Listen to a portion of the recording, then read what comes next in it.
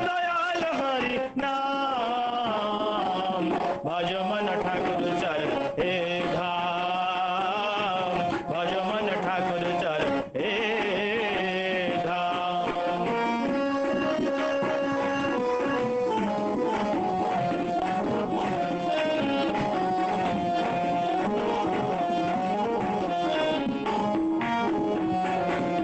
शोक ज्वाला शंका कारण, दूर करो सब दुख वेदन।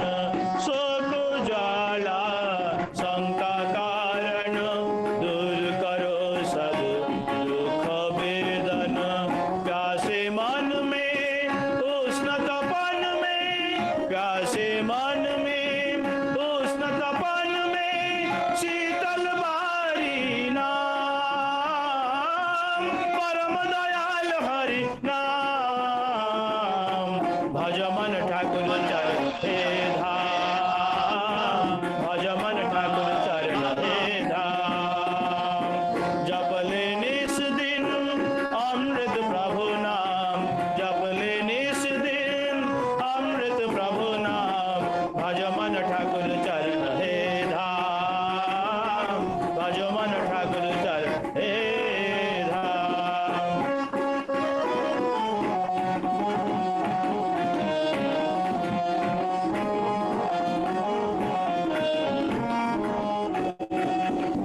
पाप मिटेगा लोभ हिंसा, होगी अभय शांति की वर्षा। पाप मिटेगा लोभ हिंसा, होगी अभय शांति की वर्षा। शीत लहर में हिमल तन में, शीत लहर में हिमल तन में, ज्योति पकड़ है नाम, परम दयाल हरि नाम, भज मन ठाकुर चरण हे धाम, भज मन ठाकुर चरण हे धाम। जप ले निस दिन अमृत सिंह नाम, जप ले निस दिन अमृत प्रभु नाम, भज मन ठाकुर चरण हे धाम, भज मन ठाकुर चरण हे धाम।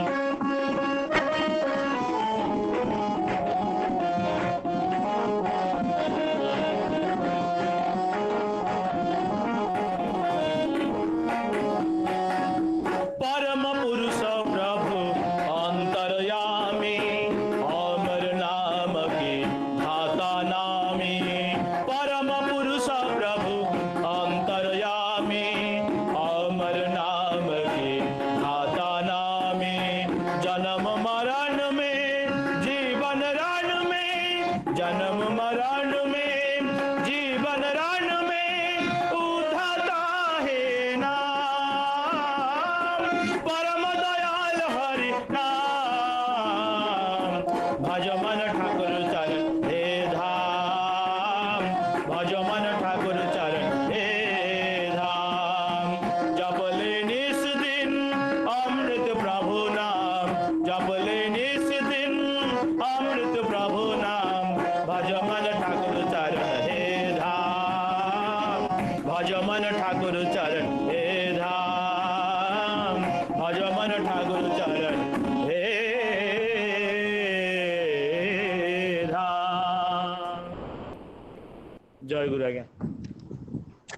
जय गुरु काली प्रसाद दा, बहुत ही मधुर, बहुत ही सुंदर भजन। आप आपका बेटा है ना जो संगत करता है आपके साथ में? काली प्रसाद दादा आपके साथ संगत करता है, आपका बेटा है ना? हाँ ना, बेटा है, उसका नाम है कीर्ति शेखर महापात्र, बेटा है। वाह वाह वाह। तो वो अभी वो इतना सुंदर बजाता है तो उसको हम इसीलिए उसका नाम जिक्र करना वह जरूरत समझा। बहुत अच्छा, आप ऐसा ही पिता पुत्र मिलके अब सबका मन एकदम संगीत से भर दीजिए, ऐसा ही हम प्रार्थना करता हूँ ठाकुर जी से। बहुत बहुत धन्यवाद। जय जय। आज हमारे बीच में जलेश्वर उड़ीसा से ज्वाइन किए हैं श्रद्धेय गणेश जनादा दादा एसपीआर है वहाँ का। अभी हम गणेश दास से अनुरोध करता हूँ आपका भजन सुनाइए। मैं उड़ीसा से प्रेजेंट करता हूँ ठाकुर जी का गाना, उड़िया में बोलता हूँ। चले, जय गुरु, आवाज ठीक है। जय गुरु। आ आ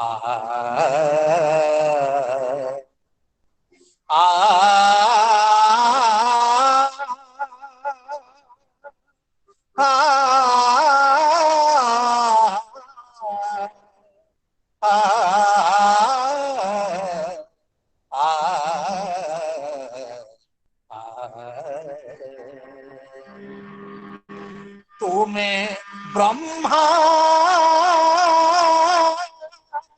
तुम्हें विष्णु तुम्हें महेश्वर,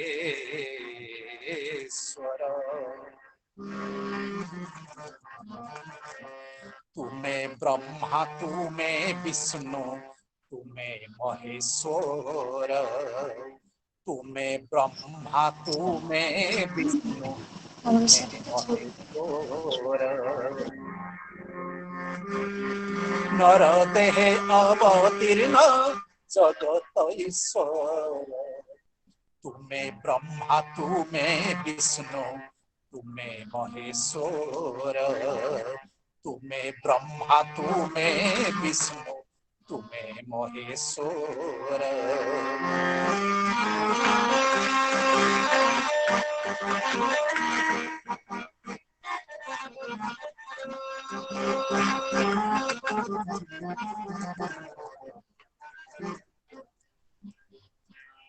अज्ञान तिमिरे तुमे ज्ञानर अंजन, दिव्य सलाकारे चक्षु और उन्मीलन, अज्ञान तिमिरे तुमे ज्ञानर अंजन, दिव्य सलाकारे चक्षु कर उन्मीलन, ए विश्व सचराचरे तुम्हारी करुणा झरे, ए विश्व सचराचरे तुम्हारी करुणा झरे, तुम्हें सर्व परिव्याप्त सर्वशक्ति आधार, तुम्हें ब्रह्मा तुम्हें विष्णु तुम्हें महेश्वर, तुम्हें ब्रह्मा तुम्हें विष्णु तुम्हें महेश्वर।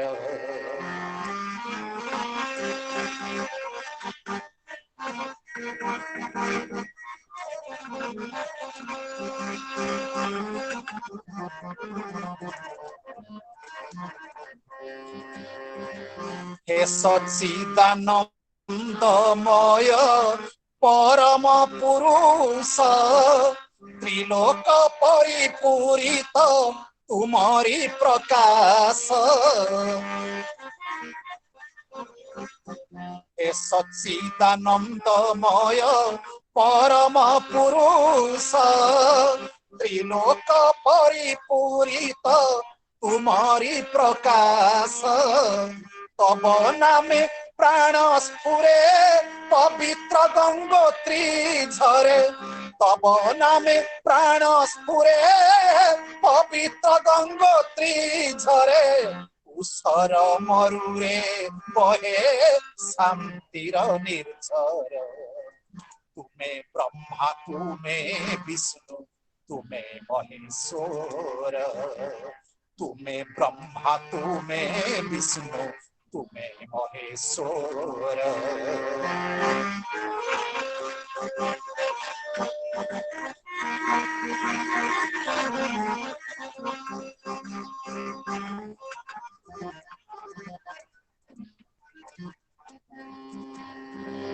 प्राची गगन रे तुम्हें अरुणिमा झलक, पारुणी नभ कोल रे रक्तिमार पुलक, प्राची गगन रे तुमे अरुणिमा झलक आ आ आ प्राची गगन रे तुमे अरुणिमा झलक बारुणी नभ कोल रे रक्तिमार पुलक स्फुरित अमृत धार चेतनार रूपकार स्फुरित अमृत धार चेतनार रूपकार तुमे सत्य तुमे शिव तुमे चिर सुंदर तुमे ब्रह्मा तुमे विष्णु तुमे महेश्वर तुमे ब्रह्मा तुमे विष्णु तुमे महेश्वर सर्वदेवमय तुमे निराकारु साकार सर्वदेवमय तुमे निराकारु साकार तुमे ब्रह्मा तुमे विष्णु तुमे महेश्वर तुमे ब्रह्मा तुमे विष्णु तुमे महेश्वर तुमे ब्रह्मा तुमे विष्णु तुमे महेश्वर।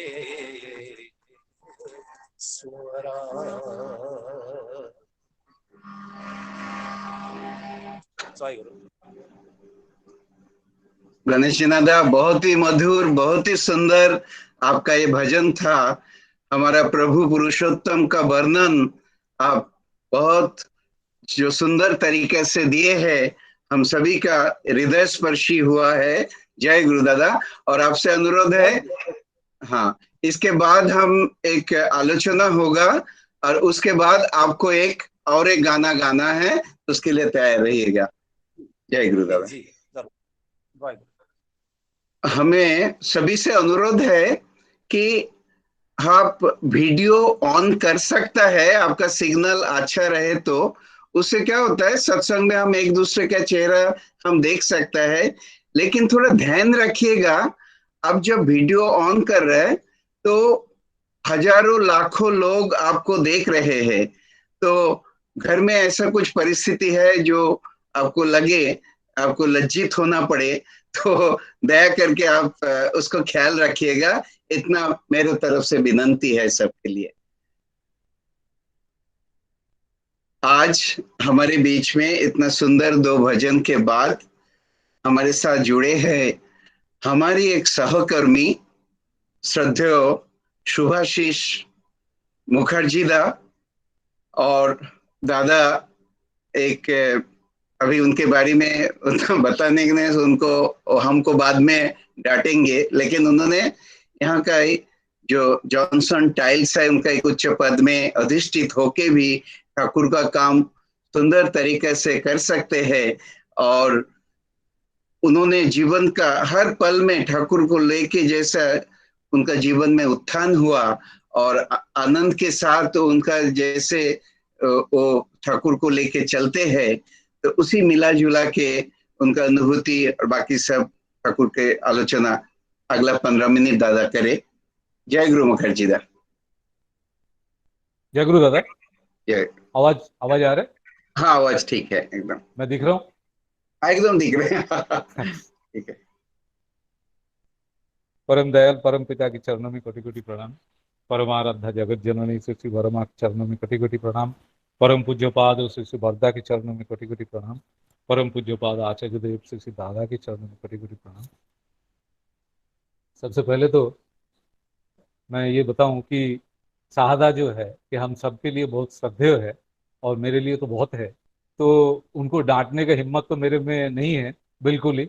पर वो जैसे समझे उस हिसाब से उन्होंने जो इंट्रोडक्शन किया है बहुत अच्छा लगा।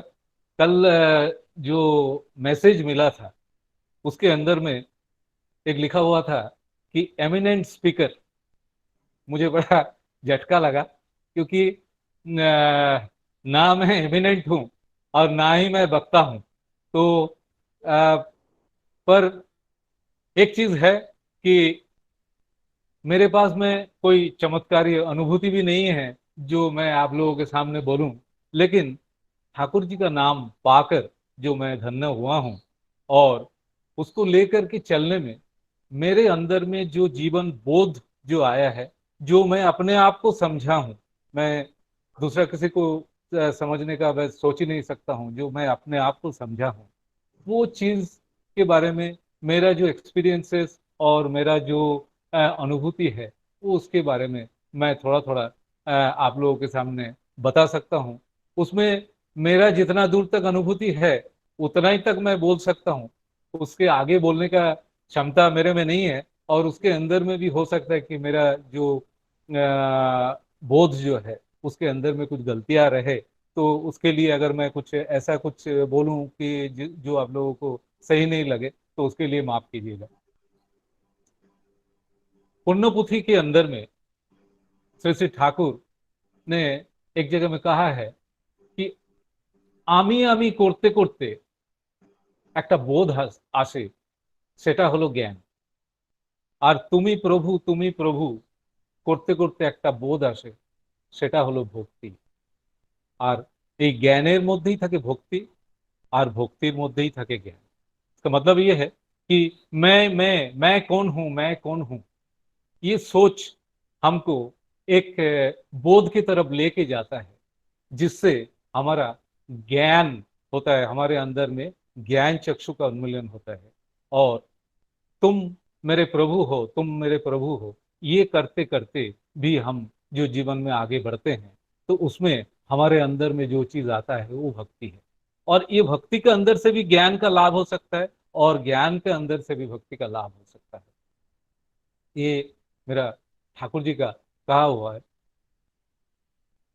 श्री श्री बरदा जी ने कहा कि एक लेवल तक तुम जो है तुम आगे बढ़ सकते हो जिंदगी में, लेकिन एक लेवल तक बढ़ने के बाद में तुमको जीवन में एक मूर्त आदर्श चाहिए, और ये मूर्त आदर्श ही जीवन के अंदर में जो अनुशासनवाद है, ये अनुशासनवाद लेके आते हैं। यही हमको जीवन और वृद्धि की तरफ लेके चलते हैं। अभी जब हम लोग ठाकुर जी का नाम हम लोगों को जो प्राप्त होता है, जिन लोगों ने छोटा उम्र में, जिन लोगों का घर का संस्कार से जिन लोगों को ठाकुर जी का नाम मिला है, मैं समझता हूँ कि वो लोग बहुत ही भाग्यवान हैं।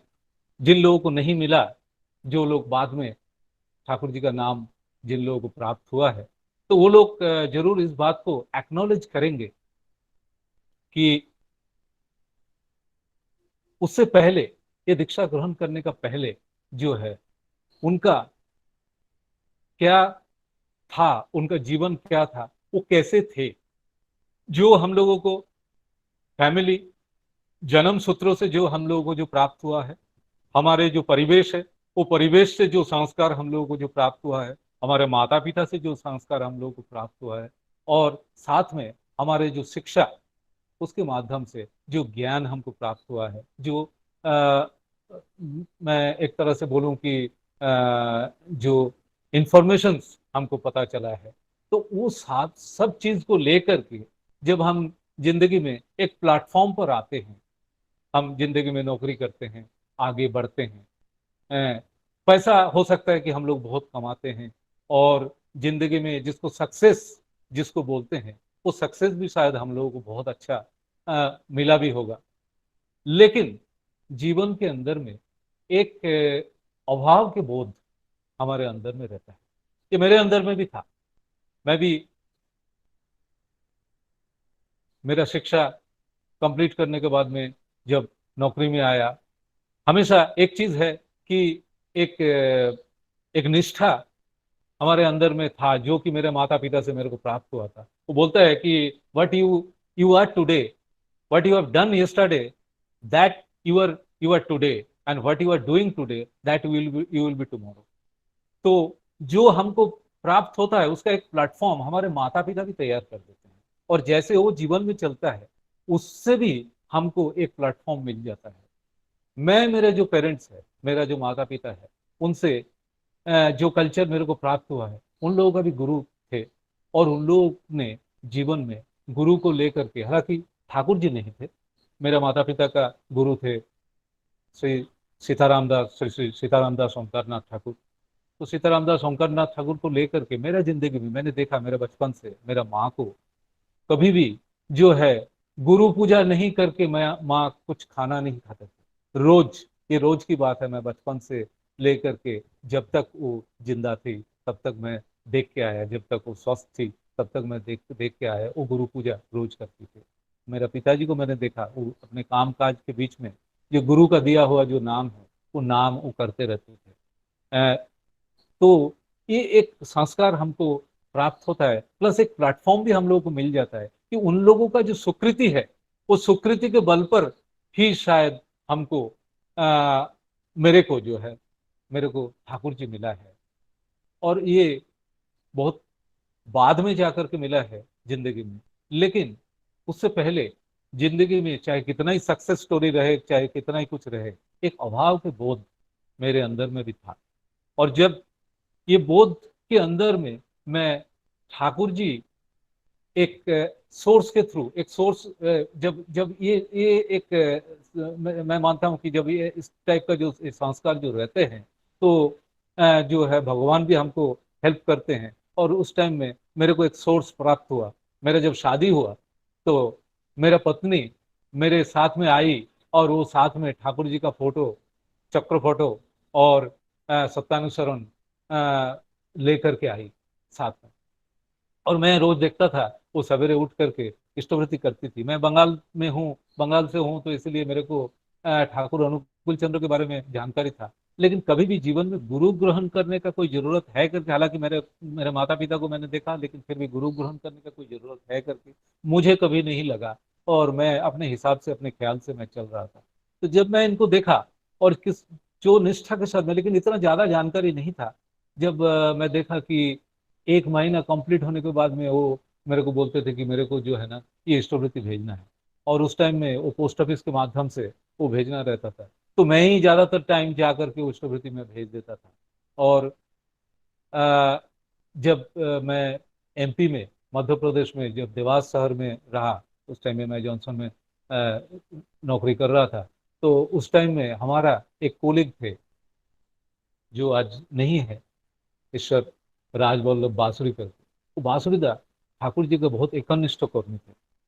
और जब हम लोग देवास में थे तो उस टाइम में वो मेरे पत्नी, क्योंकि ठाकुर जी का दीक्षित है, तो बांसुरीदा जो है उनको बोले कि हम लोग इधर में सत्संग वगैरह करते हैं और आप उनमें आकर के जुड़िएगा। पर जो लड़कियां जो माँ बाप से जो संस्कार लेकर के आती हैं, तो उन लोगों का एक ये रहता है। तो मैं कामकाज के सिलसिले में, मेरे को हमेशा ही फैक्ट्री में लेट हो जाता था, तो वो मेरे को फोन करके पूछती थी कि आप आ रहे हो क्या, मेरे को चलना है सत्संग में। तो मैं बोलता था कि आप निकल जाओ, ऑटो वोटो पकड़ के आप पहुंच जाओ, मैं जब आऊंगा तो मैं आपको पिकअप करते हुए आऊंगा। पर वो नहीं जाना चाहते थे, वो चाहते थे कि वो पति के साथ में चले। तो मैं फिर जल्दी मेरे को आना पड़ता था, मैं उनको लेके जाता था, मैं जाकर के सत्संग में बैठता था। और एक चीज मेरे को बहुत अच्छा लगता था कि ये जो सत्संग है, ये दूसरे जो पूजा पाठ, जो मंदिर का पूजा पाठ और ये सब चीजें जो होता है, इससे थोड़ा अलग है। इसमें सब लोग मिलकर के एक ही बात बोलते हैं, एक ही जैसा गाते हैं, एक ही जैसा, एक ही सुर में ये लोग प्रार्थना करते हैं। और ये चीज मेरे अंदर में धीरे धीरे वो चीज आने लगा। आप सोच सकते हैं कि जैसे मैग्नेटिज्म, इंड्यूस्ड मैग्नेटिज्म होता है, तो ऐसे इंड्यूस्ड होने लगा। लेकिन मेरे को किसी ने कभी जाजम नहीं किया, ना बासुरदा ने किया, ना मेरे पत्नी ने किया है। लेकिन मेरे पत्नी आज मेरे को बोलते हैं कि जरूर वो प्रार्थना ठाकुर जी के पास में करते रहते थे कि मैं ठाकुर जी का नाम ले लूं। और एक समय ऐसा आया कि मेरे जीवन का जो अभाव के बोध है, वो मेरे को एक ट्यूनिंग किया, एक सिंक्रोनाइज किया, एक ऐसा भाव में लेके आया कि मैं उस टाइम में खुद चल के जा करके मैं ठाकुर जी का दीक्षा दिया। उसको मेरे शादी के 13 साल बाद। आप सोचिए कि 13 साल हम, लेकिन मैं हमेशा उनको हेल्प किया, उनके वो जो करना चाहे उस तरफ मेरा हमेशा सम्मति था, और वो अपना काम करती रहती थी। बट ठाकुर जी का दया मेरे ऊपर हुआ और मैं ठाकुर जी का दीक्षा दिया। तो जीवन में जो मूर्त आदर्श है, ये मूर्त आदर्श को जब प्राप्त हुआ, प्राप्त होने के बाद में हमको मालूम पड़ने लगा कि वो जो अभाव का बोध है, वो अभाव के बोध तब जाएगा जब जीवन में कुछ अनुशासन बाद आएगा। मतलब जीवन में हम जो जो भी करते हैं वो सारी चीजें ठीक नहीं है, उसके अंदर में बहुत सारी चीजें हैं जो हम गलत करते हैं, जिसको हम अभी तक सही मान के चल रहे थे। उस चीजों को परिवर्तन करने का जरूरी है, और वो हिसाब से हम जीवन में चलते गए। और आज मैं जो आपके सामने जो बोलने का जो हिम्मत रख रहा हूँ, जो ठाकुर जी का बात दो बात मैं कर रहा हूँ, ये ठाकुर जी ने हमको खड़ा किया, तभी जाकर के हम बोल पा रहे हैं। आदर्श, मूर्त आदर्श, ये आदर्श शब्द का श्री श्री बौरदा के सामने आलोचना हो रहा था। एक दादा ने बोला कि मुझे लगता है कि आदर्श शब्द आया है आदेश शब्द से, जिनका आदेश मान के चलने से जीवन में हमको सही दिशा मिलता है। जैसे बौरदा मुस्कुराते हुए बोले कि आदर्श के साथ में आदेश का कोई संबंध नहीं है। आदर्श शब्द आया है आपूर्वक दृश्य धातु से। दृश्य यानी दृष्ट हुआ, जिस चीज को हम देख पा रहे हैं, जो हमारे सामने है। तो आदर्श वही होता है जिनको सामने रख के हम जिंदगी में चल के, उनके बताए हुए रास्ते पे चल के, और उनके जैसा होने का, उनके जैसा बनने का, अपने आप को बनाने का जो कोशिश, क्योंकि उनके अंदर में जो गुण है, उनके जैसा अपने आप को बनाने का जो हम कोशिश करते हैं, वो होता है आदर्श। तब उन्होंने फिर बोला एक काम करो, जरा डिक्शनरी खोलो। तो डिक्शनरी खोला गया है, तो उसके अंदर में देखा गया श्री श्री बौरदा जैसे बोला है कि आ पूर्वक दृश्य धातु से आया है आदेश, आदर्श, एंड आ पूर्वक दिश धातु से आया है आदेश। दिश जिसका मतलब होता है आज्ञा। तो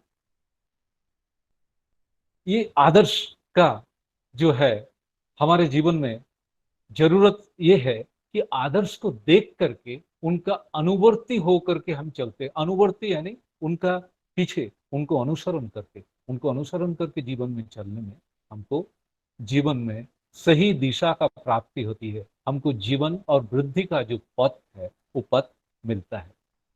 जैसे ठाकुर को उनका एक अमेरिकन शिष्य ने पूछा है कि ठाकुर, अगर मैं हेनरी फोर्ड को मेरा जीवन का आदर्श बनाऊं तो कैसा रहेगा?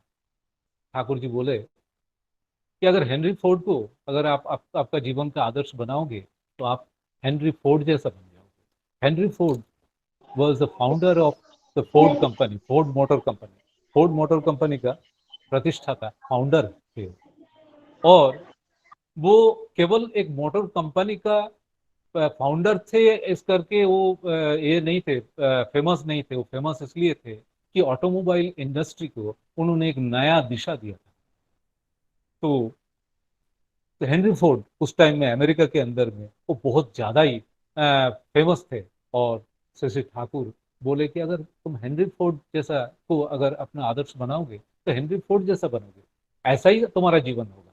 लेकिन तुम जीसस क्राइस्ट नहीं बन पाओगे, जिनका जीवन का मकसद है प्रेम, प्यार, जो जिंदगी को प्यार करते हैं, जो मनुष्य को प्यार करते हैं।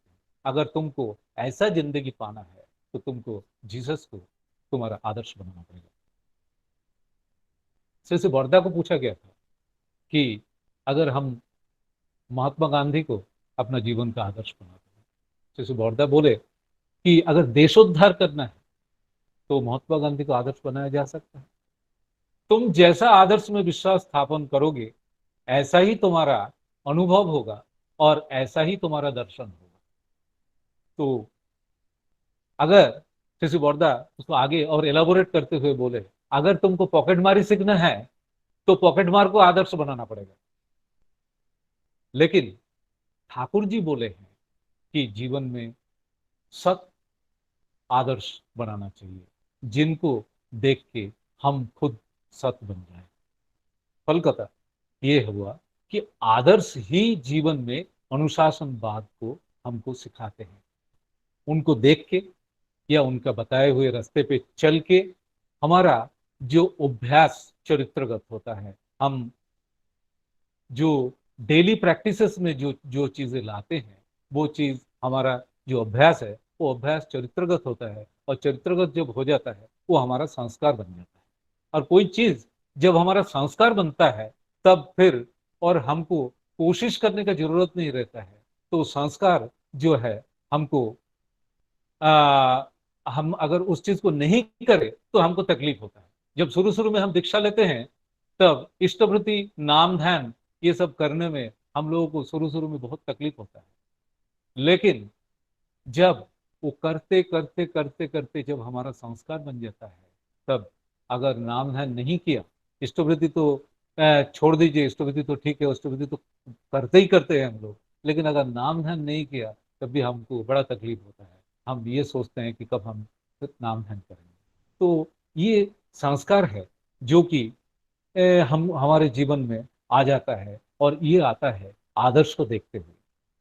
हमारे जीवन वृद्धि का जो अनुकूल संस्कार है उसमें हम जब हैबिचुएटेड हो जाते हैं, जब अभ्यस्त हो जाता है, तब हम धर्म की या सत्य के पथ पर चलते हैं।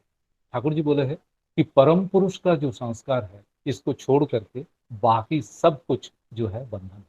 तो परम पुरुष जो संस्कार ये है उसी को लेकर के चलना चाहिए। बाकी सब कुछ जो होता है वो हमारे वृत्ति प्रवृत्तियों से आता है, वो हमको और बांध देते हैं, ना कि हमको वो लिबरेट करते, हमको मुक्त नहीं करते।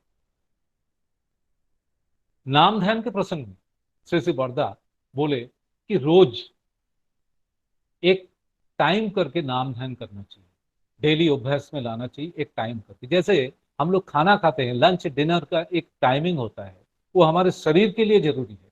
तो शरीर के लिए जैसे हमारा खाना का जरूरत है, ऐसे नाम ध्यान का जरूरत है मन के लिए। और मन को भी जब हम नाम ध्यान एक टाइमली करते हैं, करते करते हमको उस टाइम में अगर नाम ध्यान नहीं होता है तो हमको तकलीफ होने लगता है। तो हमारा जो मन की जो भूख है उसको मिटाने का सामग्री होता है ये नाम ध्यान। एक दादा ने पूछा कि दादा मेरे को सुबह 5 बजे ट्रेन पकड़ना रहता है, और वो टाइम में मैं अगर नाम ध्यान करता हूँ तो उसको मैं कैसे करूंगा। श्री वर्धा ने बोले कि इष्ट के प्रति अगर सिंसियरिटी रहता है हमारा, तो ये सारी चीजें जो है वो एडजस्ट हो जाता है। तब हमको जो है ये सब करने का सोचने का जरूरत नहीं पड़ता है। वो कैसे होगा, हमारा अंदर से वो एडजस्टमेंट ऑटोमेटिकली होता रहता है। तब मैं ऐसे एडजस्ट कर लूंगा अपने आप को कि मैं 5 बजे के बदले में मैं 6 बजे का ट्रेन पकड़ूंगा, मेरा काम को मैं उस हिसाब से तैयार कर लूंगा। तो निष्ठा, अनुगत्य और कृति संवेग, ये जो तीनों चीज है, ये तीनों चीज हमारे जीवन में रहने से जो है हमारे जीवन का अनुशासन भाव हमको आता है, और हमारे जो वृत्ति प्रवृत्तियां है उस टाइम में हमको कुछ नहीं कर पाते हैं। इस बारे में ठाकुर जी का एक वाणी है, सब प्रवृत्ति रतो थाके इष्ट कार्य लोए, सही सन्यासी सही तो जोगी, काल न तो जान पाए। काल न तो यानी टाइम, समय को भी झुका देते हैं। समय यानी जिसको हम बोलते हैं कि अदृष्ट, जो अदृष्ट का डर से हम चलते हैं, वो अदृष्ट को भी ये झुका देते हैं, वो अदृष्ट को भी चेंज कर देते हैं, मानुष को भाग्य परिवर्तन हो जाता है। और इसी को ठाकुर जी बोला है संन्यास। आदर्श में सम्यक रूप से मन को नष्ट करने का नाम ही है संन्यास। अभी आदर्श मूर्त या जीवंत होना चाहिए कि नहीं होना चाहिए, इसके बारे में भी लोगों ने पूछा। तो श्री श्री बरदा इसका जवाब दिया है कि आदर्श क्या हमेशा, श्री श्री बरदा का प्रश्न ये था कि आदर्श क्या हमेशा मूर्त आदर्श होना चाहिए या भगवत आदर्श भी रह सकते हैं। श्री श्री बरदा ने बोले कि जैसे मान लो कि दीक्षा देते हैं गुरु, लेकिन हमारे जो भाव है, असली भाव रहता है नारायण का भाव रहता है। ऐसे ही और उस चीज को इलाबोरेट करते हुए उन्होंने बोले कि ऋत्विक दीक्षा देता है, लेकिन भाव जो है वो रहते हैं ठाकुर जी का भाव है। तो ठाकुर जी ही हमारे गुरु, वो भाव हमारे अंदर में रहता है और उसको लेकर के ही हम ऋत्विक से दीक्षा लेते हैं। तो मूर्त आदर्श हमारे लिए ठाकुर जी है। ठाकुर जी जब तक थे, शरीर में थे, तब तक वो थे। ठाकुर जी जब चले गए तब वो प्रथम आचार्य श्री श्री बड़दा को रख के गए और वो उनके अंदर में ठाकुर जी मूर्त हुए। श्री श्री बड़दा को जिन लोगों ने नहीं देखा, आज हम लोग जो है श्री श्री दादा को देख रहे हैं और श्री श्री दादा के अंदर में ठाकुर जी मूर्त है।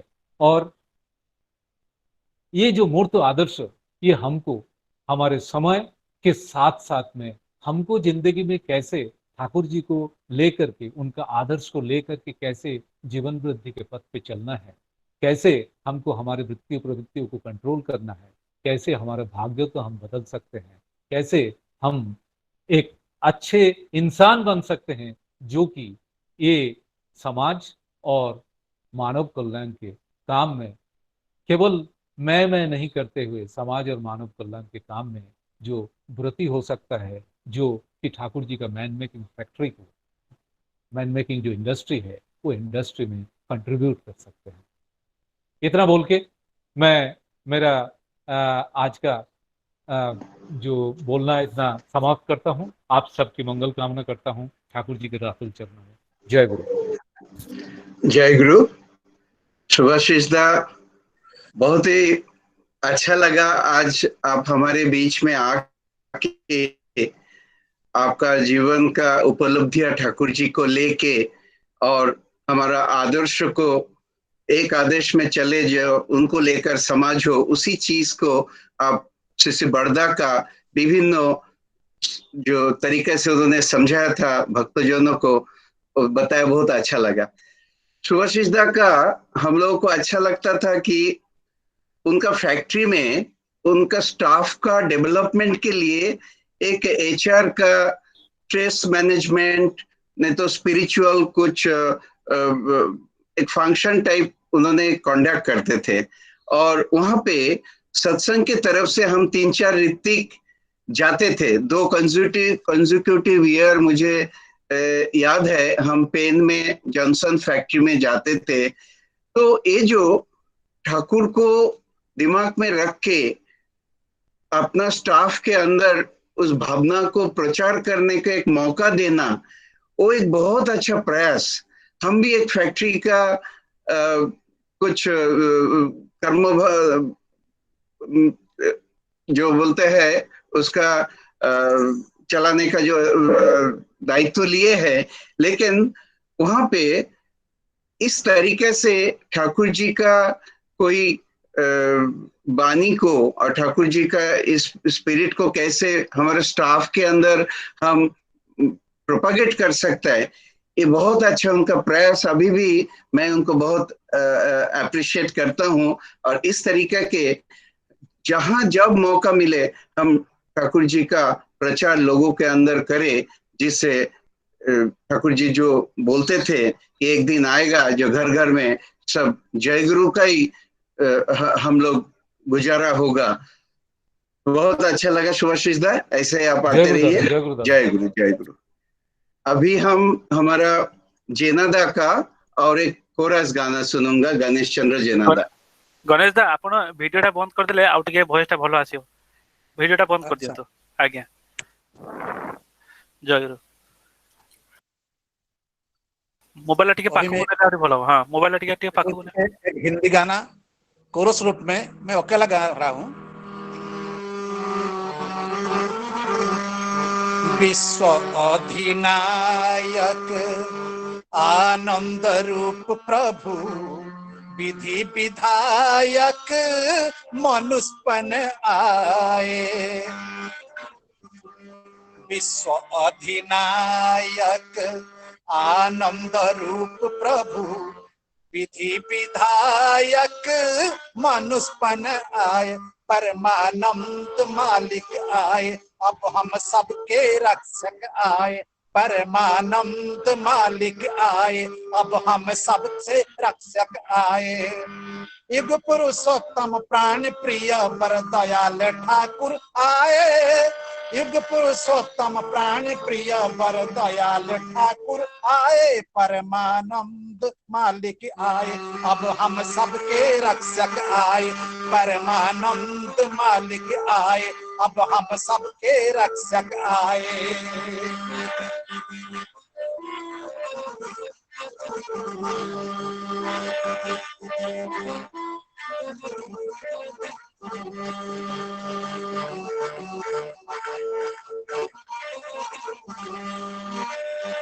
परम पुरुष ज्योतिर्मान, प्रेम भक्ति दो वरदान। परम पुरुष ज्योतिर्मान, प्रेम भक्ति दो वरदान। सत्य के यो ही जग का, तू ही मेरा एक ध्यान। सत्य के वो ही जग का, तू ही मेरा एक ध्यान। युग पुरुषोत्तम प्राण प्रिय वर दयाल ठाकुर आए, युग पुरुषोत्तम प्राण प्रिय वर दयाल ठाकुर आए। परमानंद मालिक आए, अब हम सबके रक्षक आए। परमानंद मालिक आए, अब हम सबसे रक्षक आए।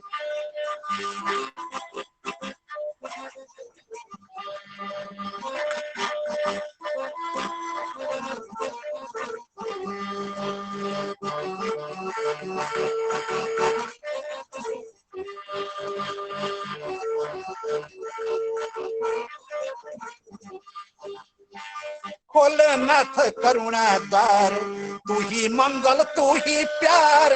खोलनाथ करुणा द्वार, तू ही मंगल तू ही प्यार। अर्पण करूं चरणों में भक्ति भाव का उपहार। अर्पण करूं चरणों में भक्ति भाव का उपहार। युग पुरुषोत्तम प्राण प्रिय वर दयाल ठाकुर आए, युग पुरुषोत्तम प्राण प्रिय वर दयाल ठाकुर आए। परमानंद मालिक आए, अब हम सबसे रक्षक आए। परमानंद मालिक आए, अब हम सबके रक्षक आए।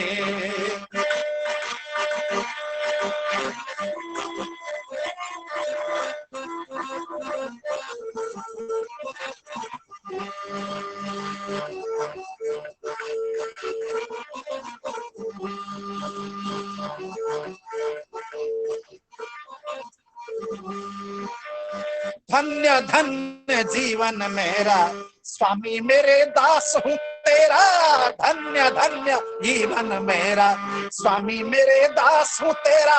धन्य धन्य जीवन मेरा, स्वामी मेरे दास हूँ तेरा। परमेश्वर स्वस्ति दाता, तन मन धन तुम पे वारा।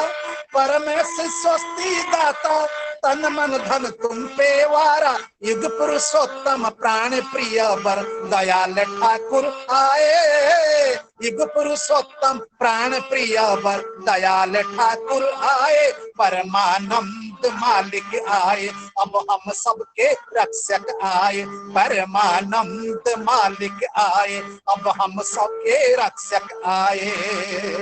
विश्व अधिनायक आनंद रूप प्रभु, विधि विधायक मनुष्यपन आए। परमानंद मालिक आए, अब हम सबके रक्षक आए। परमानंद मालिक आए, अब हम सबके रक्षक आए। परमानंद मालिक आए, अब हम सबके रक्षक आए। परमानंद मालिक आए, अब हम सबके रक्षक आए।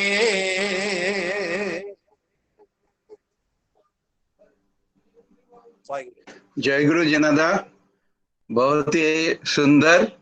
आप इस कोरस भजन में अकेला गाए हैं, लेकिन अब काफी लोग जो कोरस का टेम्पो होता है उसको आप बरकरार रखे हैं। बहुत ही अच्छा, ऐसा ही गाते रहिए। जय गुरु। जय गुरु। जय। आज हमारे बीच में सुदूर तंजानिया ईस्ट अफ्रीका से युक्त हुए हैं श्री सुशांत महंती दा दादा वहाँ का सह प्रतिनिधिक है। हम लोग बहुत सौभाग्यवान हैं। आप आज हम दादा का आलोचना सुन पाएंगे। तो जिसमें आपका आलोचना कीजिए इष्ट प्रसंग।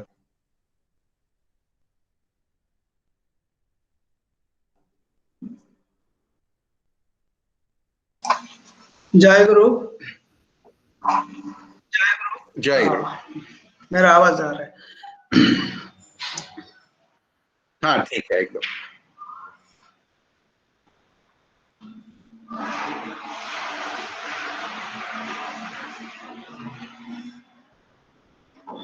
परम प्रेममय श्री श्री ठाकुर, परमाराध्य जगत जननी श्री श्री लक्ष्मी माँ, युगाचार्य देव श्री श्री बड़ौदा, प्रधानाचार्य देव श्री श्री दादा के श्री चरण में मेरा सत सत प्रणाम। आज इस सत्संग सांध्य इस सत्संग में उपस्थित वरेण्य परिचालक महोदय, वरेण्य ऋत्विक कर्मी वृंद, दादाएं, माताएं और छोटे छोटे बच्चों को मेरा प्रीति भरा प्रणाम। जय गुरु।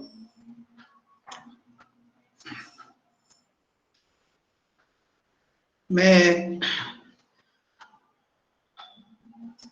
खुद को भाग्यशाली समझता हूं कि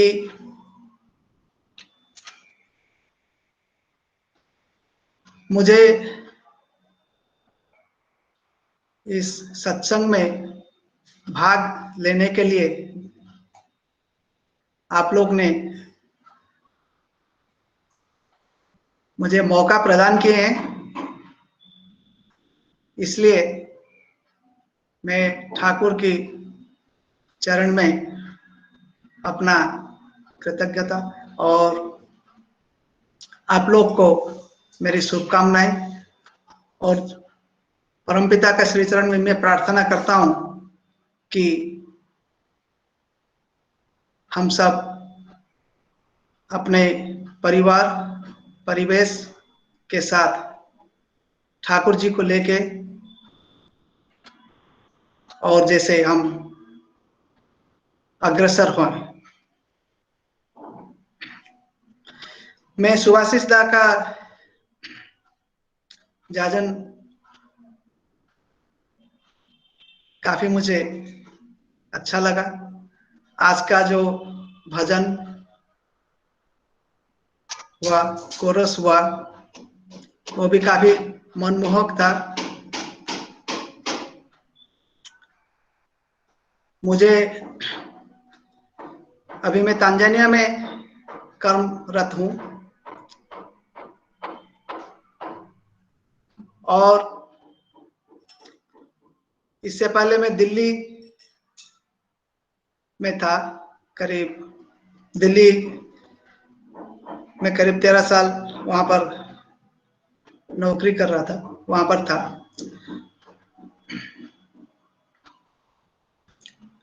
तो दिल्ली से यहाँ पर आते वक्त जब मैं तांजानिया में मुझे नौकरी मिला, तब मैं परम पूज्य पास श्री श्री बावेदा के पास निवेदन किया कि दादा, मुझे तांजानिया में नौकरी मुझे मिला है, ऑफर आया है, और आपकी क्या दया है। तो परम पूज्य बावेदा बोले, तू जास ओखाने, तुम उधर चले जाओ। तो मैंने बोला कि दादा, मैं दिल्ली में हूँ, दिल्ली से यहाँ दिल्ली में सत्संग के साथ मेरा उठना बैठना, सत्संग में आना जाना रहता है, मौका मिलता है ठाकुर जी की दया से। देवघर आना जाना होता है, सब कुछ होता है। मैं इतना दूर यहाँ ये छोड़ के मैं आपका ठाकुर जी का दर्शन नहीं होगा, आचार्य देव का दर्शन नहीं होगा, आपका दर्शन नहीं होगा। देवघर आना जैसे साल में 3-4 बार होता है दिल्ली से, वो भी मौका नहीं मिलेगा। तो आचार्य देव पूज्यपाद बाबाईदाम ने मुझे बोले कि जंगल में भी ठाकुर जी हैं, तुम जहां जाओगे हर जगह ठाकुर जी हैं। ये सारा विश्व जो है ये ठाकुर जी का है, और ठाकुर जी हर कण कण में है। तुम जंगल में बैठ के भी ठाकुर जी को प्रार्थना कर सकते हो, उधर तुम सत्संग कर सकते हो। तो ये ठाकुर जी का दया ही सोचो कि तुम्हारा तंजानिया जाना है जो, वो भी ठाकुर जी की इच्छा से हुआ है। ये सोच के मैं तुमको बोलता हूं कि तुम तंजानिया जाओ। तो मैंने बोला दादा मुझे एक बात की चिंता है कि वहां पे मुझे सत्संग ही नहीं मिलेगा। तो आज दादा बोल रहे हैं कि ऑफिस में एक बार पूछो कि अफ्रीका और सब अरब कंट्रीज का जैसे और यूरोप, ये सब कंट्रीज का सबका लिस्ट है, तो तुमको मिल जाएगा कि वहां पे उस कंट्री में कोई गुरु भाई है या नहीं है। तो तब पता चला राजूदा थे, तो राजूदा से बात हुआ। राजूदा बोले कि मैंने लिस्ट देखा, मुझे पहले सुशांत पूछ चुके थे, तो तांजानिया में मुझे कोई नहीं मिला, ऐसा हमारे पास लिस्ट नहीं है।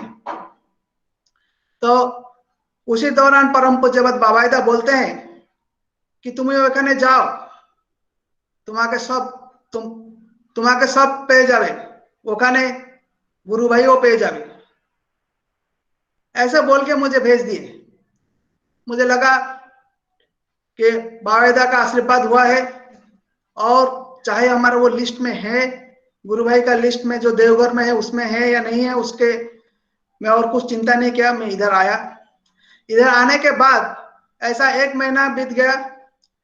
1 महीना बीतने के बाद यहाँ पर जैसे इंडियन कम्युनिटी होता है, इंडियन का मंदिर होता है, काफी इंडियंस उसी मंदिर में आते हैं, आते जाते रहते हैं, सब कुछ होता है। तो इसी दौरान तो मैं मंदिर में था यहाँ, तो मेरा मोबाइल में ठाकुर जी का जो शिव विग्रह है, दिल्ली मंदिर का शिव विग्रह है, उसी दिल्ली मंदिर का शिव विग्रह उस मोबाइल का वॉलपेपर में था। तो पीछे से एक फ्रेंड हमारे उड़ीसा का थे, वो मुझे देखे, मेरा मोबाइल पीछे से देख रहे थे। तो उन्होंने मुझे बोला कि आप क्या बुद्धदेव के शिष्य हो? तो मैंने बोला कि नहीं, मैं बुद्धदेव का शिष्य नहीं हूं, मैं ठाकुर अनुकूल चंद्र जी का दीक्षा लिया हूं, उनका शिष्य हूं। हाँ, ठाकुर अनुकूल, हम दिल और दिमाग में हम जितने सत्संगी है जो ठाकुर अनुकूल चंद्र जी का अनुयायी है, उन लोग मानते हैं कि ठाकुर अनुकूल चंद्र जी जो पुरुषोत्तम हम मानते हैं, वो पूर्व प्रति जितने भी पुरुषोत्तम आए हैं वो सबके अधिकारी हैं। तो उसी हिसाब से हम बुद्धदेव का भी शिष्य हैं। तो वो बोला अच्छा तुम ठाकुर जी का अनुकूल चंद्र जी का शिष्य हो, अच्छा तो तुमने ये तपन भाई को मिला है? तो मैंने बोला कौन तपन भाई, मैं तो जानता नहीं हूँ, मेरा 1 महीना से थोड़ा ज्यादा हुआ है, 1.5 महीना के आसपास हुआ है, और मैं तपन भाई को नहीं जानता हूँ। बोला जानते नहीं हो, वो तो ठाकुर जी का दीक्षा लिए हैं। तब मेरा बाबाईदा का बात याद आ गया। बोले कि वो तो ठाकुर जी का दीक्षा लिए हैं, उनका जो वाइफ है वो सोचते नहीं है, आपका जो सोचते नहीं है, जो मांस नहीं खाते हैं, प्याज लहसुन नहीं खाते हैं, वो सोचते नहीं है, और वो ठाकुर जी का दीक्षा लिए हैं, और मैं उनके साथ काफी मेरा उठना बैठना है, आप उनसे मिल सकते हैं, मैं उनका नंबर आपको देता हूं, आप उनको फोन करके आप नंबर से बात कर सकते हैं। तब मुझे याद आया कि परम पूज्य बाबाईदा जो मुझे बोले थे तुम उधर जाओ, तुमको एक गुरु भाई उधर मिल जाएगा, सब कुछ मिल जाएगा, ठाकुर जी का जैसा जैसा जो एनवायरमेंट तुम चाहते हो वो मिल जाएगा। सत्संग तुमको करना है तो तुम माँ बेटे और तुम बैठ के घर में सत्संग करना। और उसी दौरान बाबाईदा का आशीर्वाद था कि ऑनलाइन सत्संग तुम शुरू कर सकते हो, अरब अफ्रीका में ऑनलाइन सत्संग तुम शुरू कर सकते हो, गुरु भाई के साथ कांटेक्ट करके ऑनलाइन सत्संग तुम लोग शुरू कर सकते हो। ये था परम पूज्य बाबाईदा का वाक्य, जो शब्द, जो उनकी जो दृष्टि था, जो उनका आशीर्वाद था। चाहे दुनिया मतलब उनको पास लिस्ट नहीं मिला, सत्संग में वो गुरु भाई है या नहीं वो लिस्ट नहीं था, लेकिन वो त्रिकाल दृष्टा थे, वो त्रिकाल दृष्टा हैं, उनको सब कुछ पता है कि क्या होता है, क्या क्या नहीं है। और बाबाईदा जो है is the great grandson of हमारे जो गुरुदेव हैं श्री श्री ठाकुर अनुकूल चंद्र जी। हम लोग सब जानते हैं ये सब। एक बार इसी सिलसिले में आचार्य देव बोल रहे थे, जब वो पुरी श्री मंदिर में थे, तत्कालीन जो वाइस प्रेसिडेंट थे श्री श्री बड़दा, जब पुरी श्री मंदिर आते थे, उसी दौरान परम पूज्यपाद श्री श्री दादा पुरी श्री मंदिर में अवस्थान करते थे, बड़दा भी आते थे। तो तत्कालीन जो वाइस प्रेसिडेंट थे हरिवल्लभ नारायण दा, जो सत्संग के वाइस प्रेसिडेंट थे, वो काफी चिंतित दिखते थे। उनके चेहरा में चिंता देख के परम पूज्यपाद आचार्य देव पूछे कि नारायण दा, आप क्यों इतना चिंतित दिखते हो, आपका क्या क्या समस्या हुआ है, मैं कुछ दिन से आपको देख रहा हूं। तो नारायण दा बोले कि दादा, मैं और कुछ महीने में मेरा रिटायरमेंट होने वाला है, इसीलिए मुझे चिंता हो रहा है कि मैं जो रिटायर्ड हो जाऊंगा उसके बाद मेरा कैसे कर्म, मेरा जो कर्म क्षेत्र होगा वो कैसा होगा, और हाउ टू री एनर्जाइज और रीएक्टिवेट माई सेल्फ, इसी चीज में लेके मैं काफी चिंता होता हूं। तो श्री श्री दादा बोल रहे हैं, नारायण दा, आपको पता है कि इससे पहले आपका कितना जन्म हुआ था? नारायण दा बोले, दादा मुझे पता नहीं है। आपको यह भी पता नहीं है कि इसके बाद में आपका कितना जन्म होगा? ये, लेकिन हम इस जन्म में श्री श्री ठाकुर जी जो स्वयं पुरुषोत्तम है, हम इस जन्म में उनको प्राप्त हुआ है, हम उनके शरण में आए हैं। तो इस जन्म में, इस जन्म के पास हम ऋणी हैं, चिर ऋणी होना चाहिए, क्योंकि हमको इस जन्म में स्वयं पुरुषोत्तम जो सृष्टा है वो खुद ही, उनका दीक्षा लेने का हमको अवसर मिला है, उनकी शरण में आने का हमको अवसर मिला है। तो इसके बाद भी what is the greatest achievement we can have in our life? There is no bigger achievement than coming into the surrender or the shelter of feet of Sri Sri Thakur. इसीलिए हम लोग अपने आप को भाग्यशाली मानना चाहिए। जो सुभाषिस दा बोल रहे थे कि ये एक संस्कार है, कि उनकी माता पिता की जो संस्कार है, हमारे जो कर्मफल है, हमारे जो पूर्व संस्कार है, इसी पूर्व संस्कार में हमको गुरु का ग्रहण, गुरु मिलता है। और जब गुरु पुरुषोत्तम जो होते हैं, यदि हम उनको गुरु रूप में मिलता है, तब तो इसकी कोई बराबर ही नहीं है। चाहे हम कभी कोई हम छोटे मतलब बचपन से हमको गुरु प्राप्त हो जाता है, किसको युवक अवस्था में गुरु प्राप्त होता है, किसको किसी अवस्था में, किसी भी उम्र में गुरु प्राप्त होता है। लेकिन जब पुरुषोत्तम को हम गुरु के रूप में प्राप्त करते हैं, तब ये सर्वश्रेष्ठ अचीवमेंट होता है। एक छोटा सा एग्जांपल मैं देता हूं। एक बार, क्योंकि ऐसे काफी बड़े तपस्वी हैं, बहुत सारे साधक हैं, बहुत सारे ऐसे साधना रत बहुत सारे लोग हैं जिन्होंने अपने स्पिरिचुअल लाइफ में पिक तक पहुंचे हैं, शीर्ष स्थल तक वो पहुंच चुके हैं, लेकिन फिर भी वो ढूंढ रहे हैं उसी परम पुरुष को, वो अवतारी पुरुष को वो ढूंढ रहे हैं। ऐसा हमने एक महापुरुष आए थे ठाकुर जी के पास, ऐसे बहुत सारे संत के पास वो गए थे, बहुत सारे आश्रम घूम रहे थे भारतवर्ष के, कश्मीर से लेकर बनारस और ऐसे काशी, बनारस, कन्याकुमारी तक बहुत सारा आश्रम उन्होंने घूमा। इसी बीच में उन लोग वो मधुपुर भी आए थे। मधुपुर के बाद वो देवघर आए। देवघर आने के बाद वो जब ठाकुर जी को दर्शन करते हैं, ठाकुर जी को दर्शन करके वो बोलते हैं कि आप यहीं पे बैठे हो, इतना सरल और शांत स्वभाव में आप यहीं पे बैठे हो।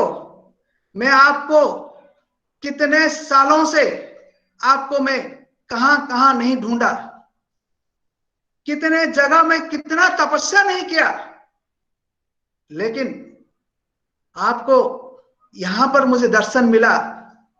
ये दर्शन करके उन्होंने 1 मिनट 2 मिनट ठाकुर जी के सामने खड़े रहे, दर्शन किए।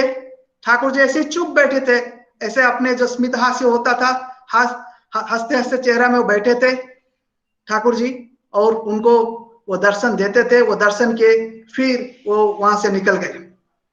उसी दौरान जब वो चले गए ठाकुर जी के पास, ठाकुर जी को पूछा गया, ठाकुर जी ये जो साधु संत थे ये आपके पास आए, ये काफी बुजुर्ग बूढ़े थे, आपके पास आए और ऐसा बात बोले, तो आपने उनको दीक्षा लेने के लिए एक बात क्यों नहीं बोला?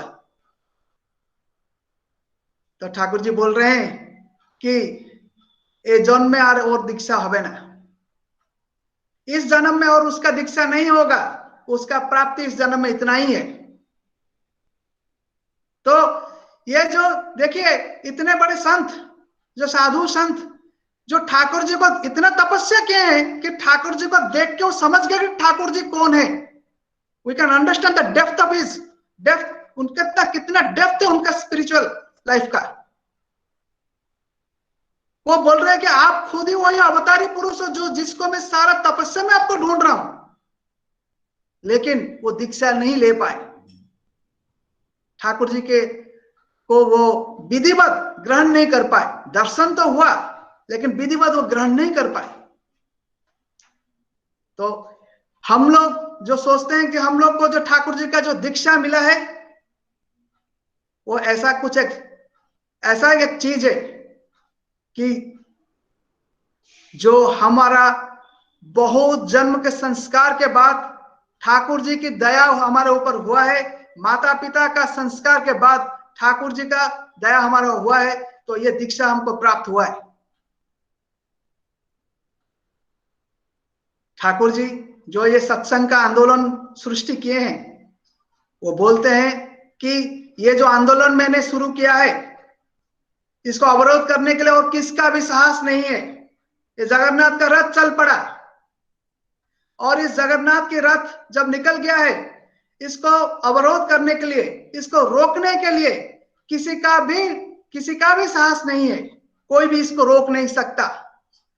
ठाकुर जी यहां तक बोलते हैं कि मैं खुद अनुकूल चंद्र यदि मैं चेष्टा करूंगा तब भी मैं इसको रोक नहीं सकूंगा।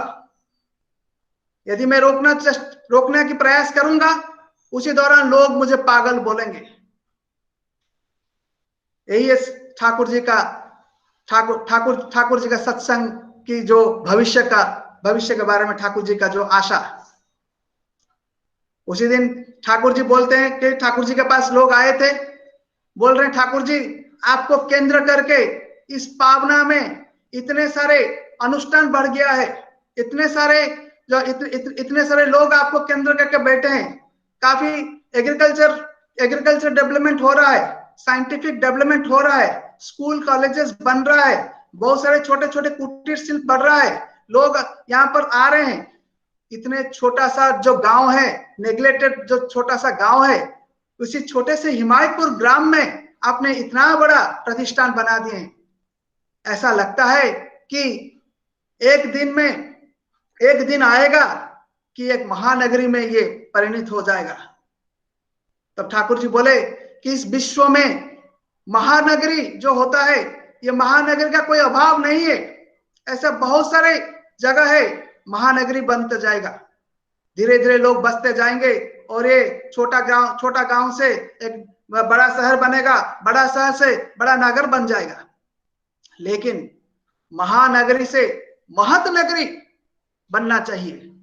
मैं चाहता हूं जो महानगरी है उसको महत नगरी बनना चाहिए। वो महत नगरी बनाने के लिए हमारा प्रयास होना चाहिए। उसी दिन मेरा याद है कि जब 125तम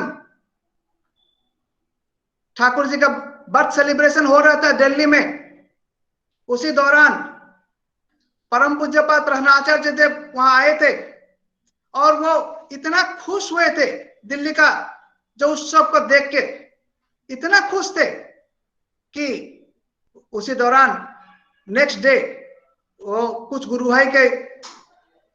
भाई उनके पास बैठे थे, तो परम पूज्यपाद दादा बोल रहे हैं कि दिल्ली में जो उत्सव हुआ है, 125तम उत्सव हुआ है, ये मुझे काफी खुश कर दिया है, ये मेरा दिल को छू गया है। लेकिन यदि आप लोग दिल्ली वासी जो हैं, यदि ऐसे एकजुट होके ठाकुर जी को लक्ष्य करके, ठाकुर जी को यूनिवर्सल फादर मान के, उनको परम पिता मान के, यदि आप इसी वेग में, इसी नशा में यदि आप आगे बढ़ जाएं, तो ऐसा दिन आएगा, दादा बोल रहे हैं, आचार्य बोल रहे हैं कि ऐसा दिन आएगा कि ये जो महानगरी है, ये महानगरी सत्संग नगर में परिणित हो जाएगा।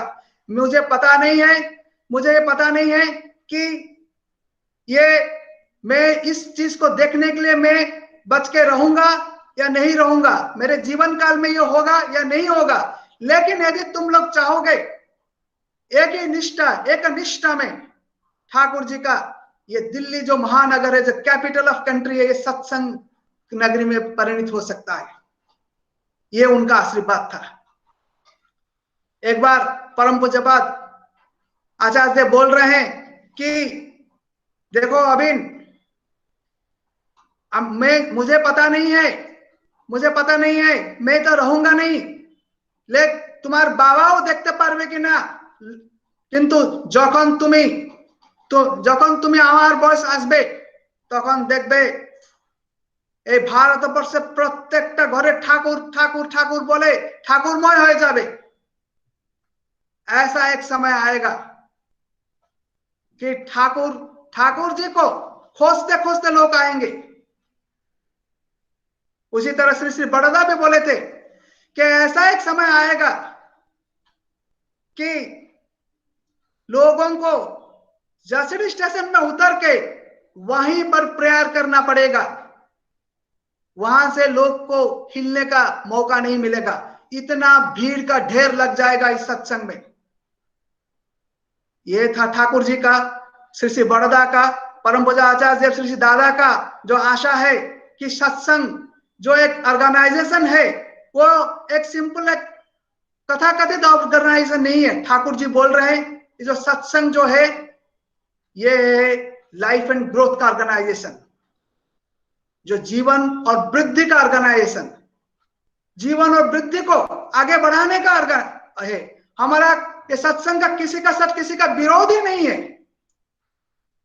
किसी का साथ किसी का कोई भी चीज का विरोध नहीं। हम उसी बात को हम विरोध करते हैं जो जीवन का रक्षक ना होके भक्षक होता है,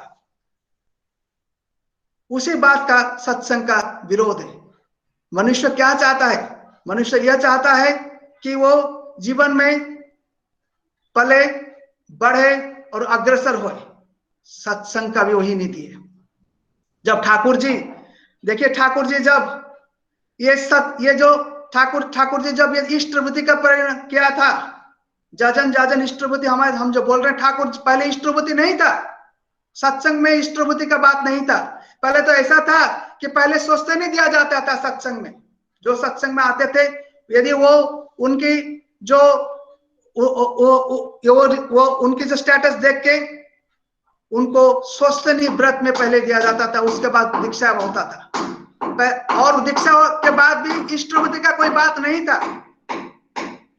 उसी दौरान सत्संग, उसी दौरान जब सत्संग में ठाकुर जी ने इष्टवृत्ति का जो नीति परिणय किया, इष्टवृत्ति स्टार्ट किए, तब ठाकुर जी के पास बहुत सारे, मतलब जो बोलते हैं पीछे भी बात होना लगा, ठाकुर जी के सामने भी उनको अपोज किया गया।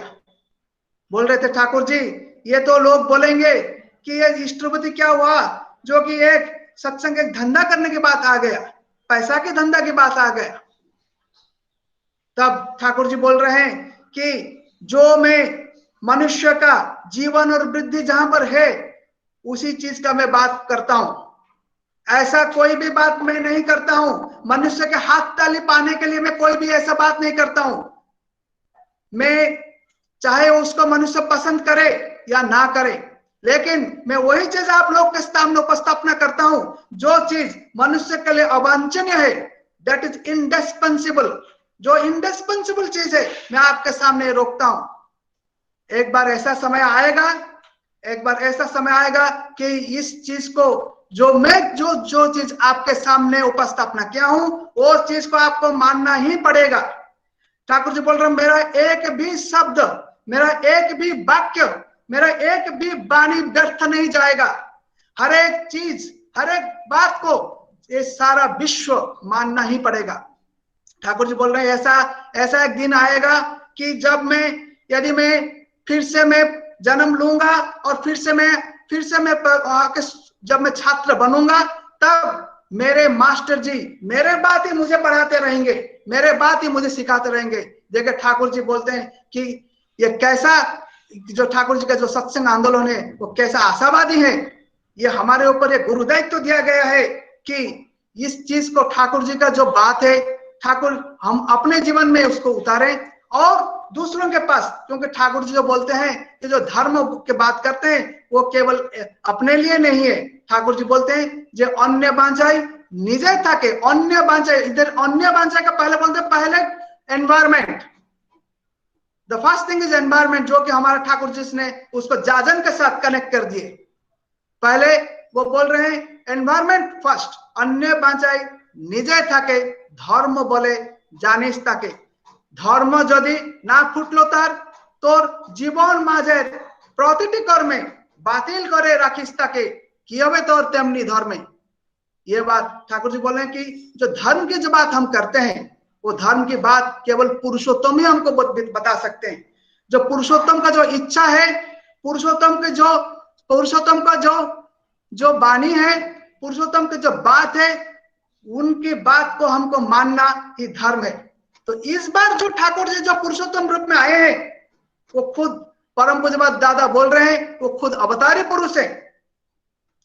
अवतार और अवतारी, पहले जितना भी ठाकुर जी बोले हैं, पहले जितने पुरुषोत्तम आए हैं, वो सब प्रीफेस देके गए हैं, मणिबंध देके गए हैं। लेकिन इस बार मैं आपको हर एक चीज को, एक भी चीज ऐसा नहीं है जो मैं छोड़ दिया हूं। ठाकुर जी बोले एकटाও জিনিস नहीं যেটা আমি আপনার সামনে উপস্থাপনা করিনি। और जो चीज हमें डायरेक्टली, जो चीज मैंने डायरेक्टली आपके सामने नहीं बोला हूं, वो चीज को आप इन्फ्रेंस लेके जो जो चीज मैं बोला हूं उसकी रेफरेंस और इन्फरेंस लेके उसका आप निकाल सकते हैं। देखिए ये कितना बड़ा, मतलब what A guarantee Thakur ji हमारे सामने रखे हैं कि एक भी चीज मैं आपके सामने ऐसे नहीं छोड़ा हूं। तो ठाकुर जी यही चीज बोलते हैं कि मेरा एक भी वाक्य भी गलत नहीं जाएगा। तो इसी इष्टवृत्ति के बारे में ठाकुर जी को इष्टवृत्ति के बारे में उनके जो गुरु थे, वो इष्टवृत्ति जब शुरू हुआ तो वो मन ही मन सोच रहे थे कि ठाकुर जी ये इष्टवृत्ति को क्यों शुरू किए हैं, ये सब बात क्यों इतने सारे फैला रहे हैं, मतलब सत्संग के विरुद्ध में इतने सारे बात फैल रहा है। तो ऐसे सोच रहे थे। तो एक बार क्या हुआ कि उनके गुरुजी जो थे, जो सत्संग मतलब जो उनके जो मेडिकल जब ठाकुर जी पढ़ते थे वही गुरु थे, वो ठाकुर जी की दीक्षा लिए थे। तो एक बार वो जा रहे थे एक गांव से दूसरे गांव को चिकित्सा करने के लिए। तो उसी दौरान क्या हुआ उनको डर लगा कि वो संध्या का समय हो गया था, उनको काफी डर लगा।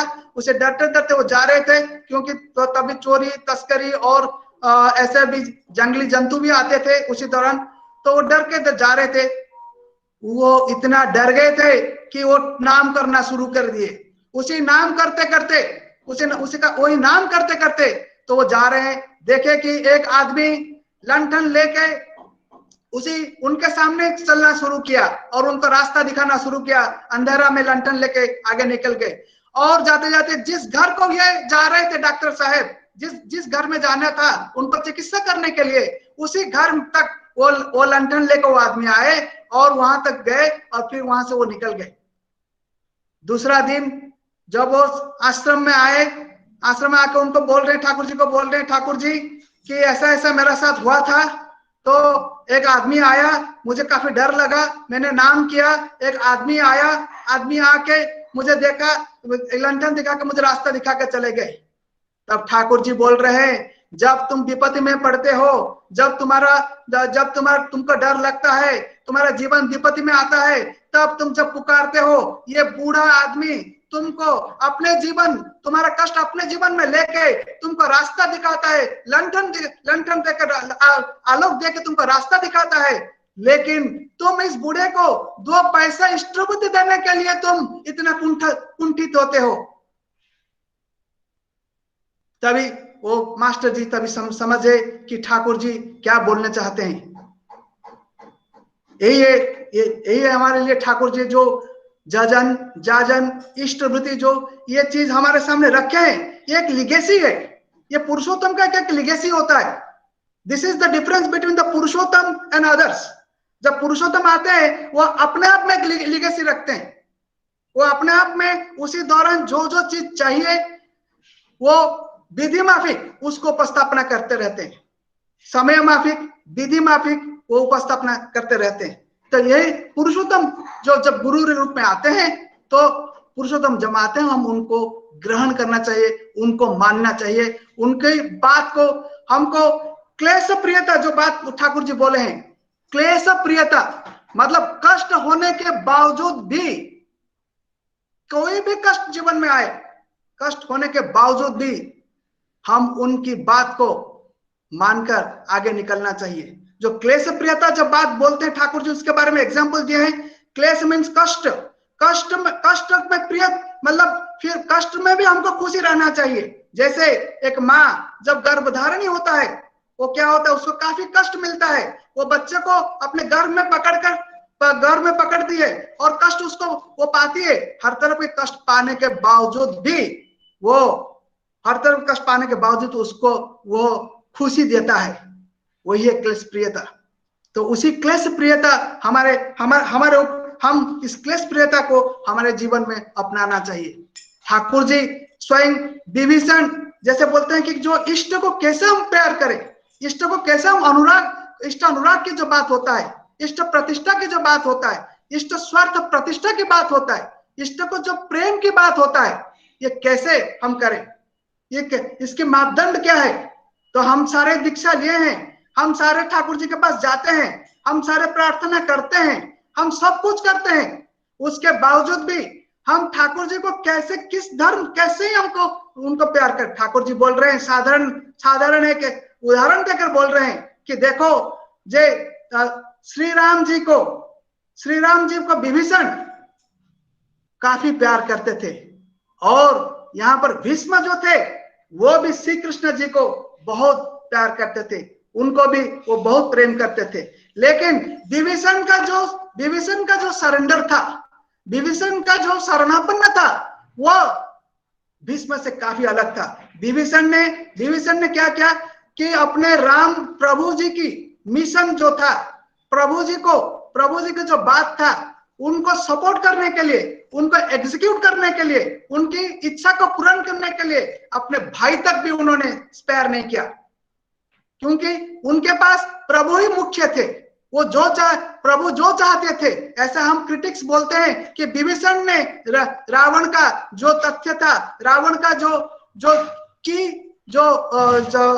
सीक्रेट था, विभीषण ने शेयर कर दिया रामचंद्र जी के पास, which is not good। No, Thakur ji बोल रहे हैं यही है, this is the only point जो कि हम अपने जब गुरु के पास जाते हैं, पुरुषोत्तम मानते हैं, पूर्ण शरणापन्न जो बात करते हैं, ये विभीषण जी जो क्या है, चाहे तभी वो सोचा नहीं कि मेरे भाई का क्या होगा, मेरा बंधु का क्या होगा, इस लंका का क्या होगा, नहीं, ये केवल यही सोचा कि मेरा श्री राम जी में चाहते हैं, मेरे प्रभु चाहते हैं, मैं प्रभु की इच्छा पूर्ण करने के लिए मैं जी जान दे दूंगा, उनकी इच्छा पूर्ण करने के लिए सब कुछ कर सकता हूँ। ये विभीषण था। उसके अगले में हम देख रहे हैं, दूसरा देखते हैं कि जब भीष्म की बात आया, भीष्म ने श्री कृष्ण को काफी प्रेम करते थे, भीष्म ने श्री कृष्ण को भी मानते थे,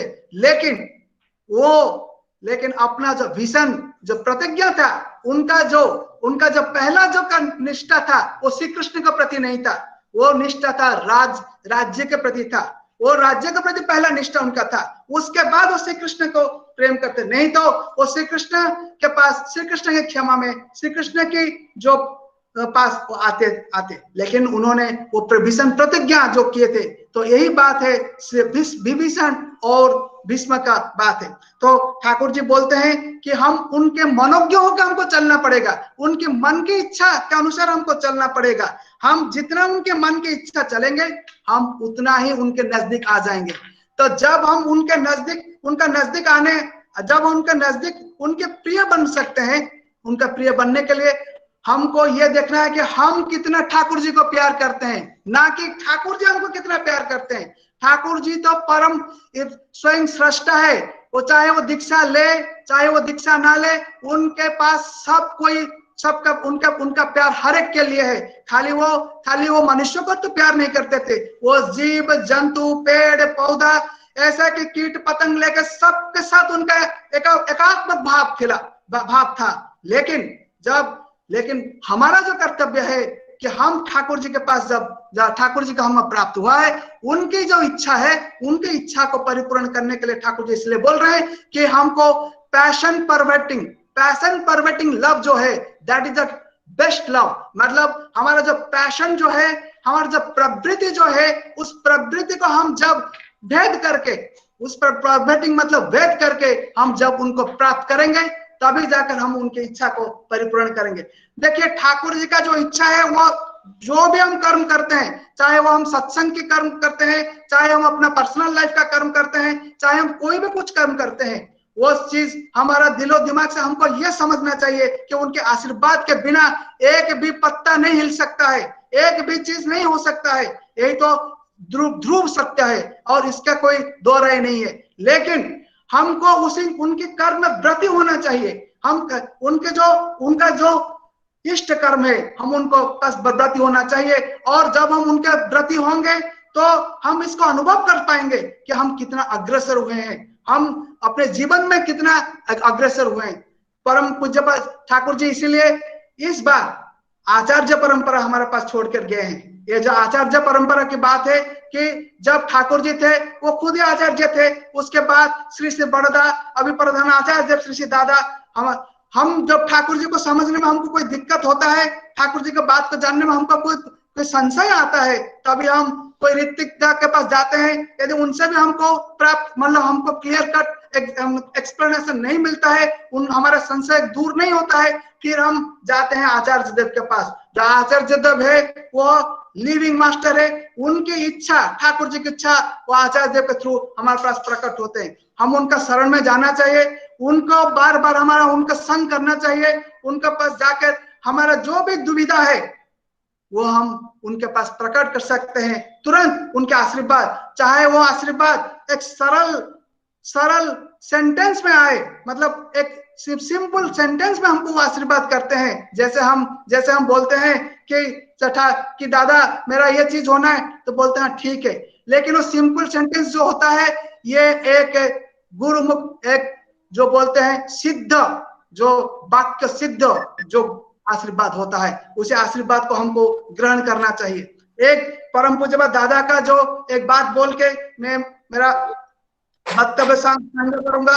ऐसा है कि जब 125तम उत्सव हुआ था, बर्थ सेलिब्रेशन हुआ था दिल्ली में, तो परम पूज्य आचार्य देव ने इच्छा प्रकट किए कि जो दिल्ली का जो रामलीला मैदान है, उसी रामलीला मैदान में उत्सव होना है, नॉर्थ इंडिया का जो उत्सव होगा वो रामलीला मैदान में होगा। तो हम लोग जब रामलीला मैदान के लिए जब दिल्ली सरकार के पास हमने बात किया, तो देखा गया कि रामलीला मैदान में जो उत्सव के लिए, उत्सव के ठीक 7 दिन तक पूरा वो पेंडल, वो मैदान पूरा बुक हुआ है, और वो बहुत सारे अदर ऑर्गेनाइजेशन थे वो पूरा बुक करके रखे हैं, और हमको जो मिलेगा वो 7 दिन पहले ही मिल सकता है, मतलब 6th डे मिल सकता है, क्योंकि वो भी ग्राउंड को क्लीन करके क्लियर करके हमको देंगे।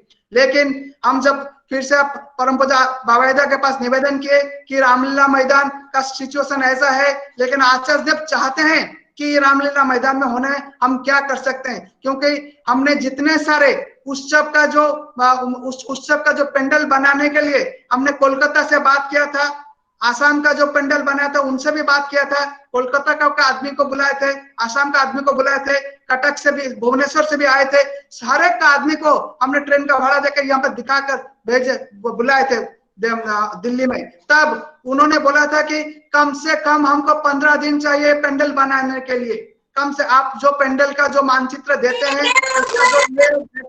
कम से कम मुझे 15 दिन चाहिए। किसी ने भी मना कर दिया। तब हम बाबाईदा के पास बोले, तो परम पूज्य बाबाईदा बोल रहे हैं कि जखन बाबा इच्छा करছেন, जखन आचार्य देव इच्छा किए हैं, तो वो वहीं पर ही होगा, we have no other option. तो ऐसे हम घूमते बहुत सारे पेंडल के पास जा रहे हैं, बड़े बड़े जो पेंडल बनाते हैं सब दिल्ली में, और सबके पास हम घूमे। हमको किसी ने भी भरोसा नहीं दिया कि 7 दिन में वो 6 दिन में हमको पेंडल रेडी करके दे देगा, उत्सव के 1 दिन पहले वो पेंडल रेडी हो सकता है। किसी ने भी हमको भरोसा नहीं दिया। ऐसा हम चिंता में बैठे थे, अचानक एक आदमी, हम ऐसे पूछ रहे हैं, तो एक आदमी जो हमको नहीं जानता, वो बोला कि भाई साहब आपने इस पेंडल वाला को जाकर पूछा है? तो हमने बोला कि वो पेंडल क्या जो बनाता है वो क्या बड़ा बड़ा पेंडल बनाता है? बोला कि वो बनाता है, आप एक बार जाकर तब पूछिए उनके पास। तो क्योंकि उसका जो पेंडल का जो दुकान था उसका वो हमको उतना अच्छा नहीं लगता, और वो मतलब बड़ा बड़ा नाम लिस्ट में नहीं था।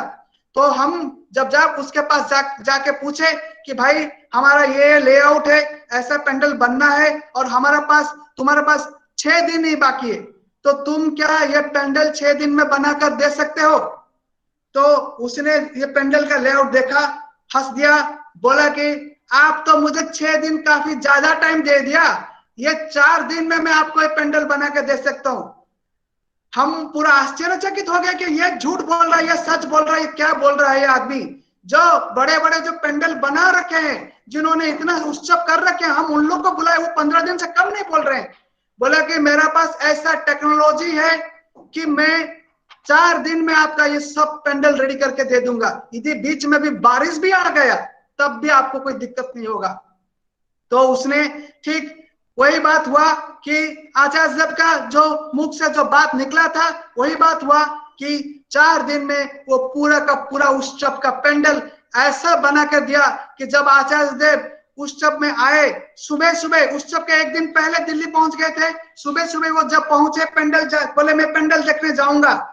तो उन्होंने पेंडल देखने गया, तो जब देखे तो आचार्य देव इतना खुश हो गए, बोले कि ये तो पहली बार मैं इस टाइप का जो पेंडल देखता हूँ, जो कि रॉड से और पूरा ये तो 2-4 दिन का जो बना हुआ पेंडल लगता है मुझे।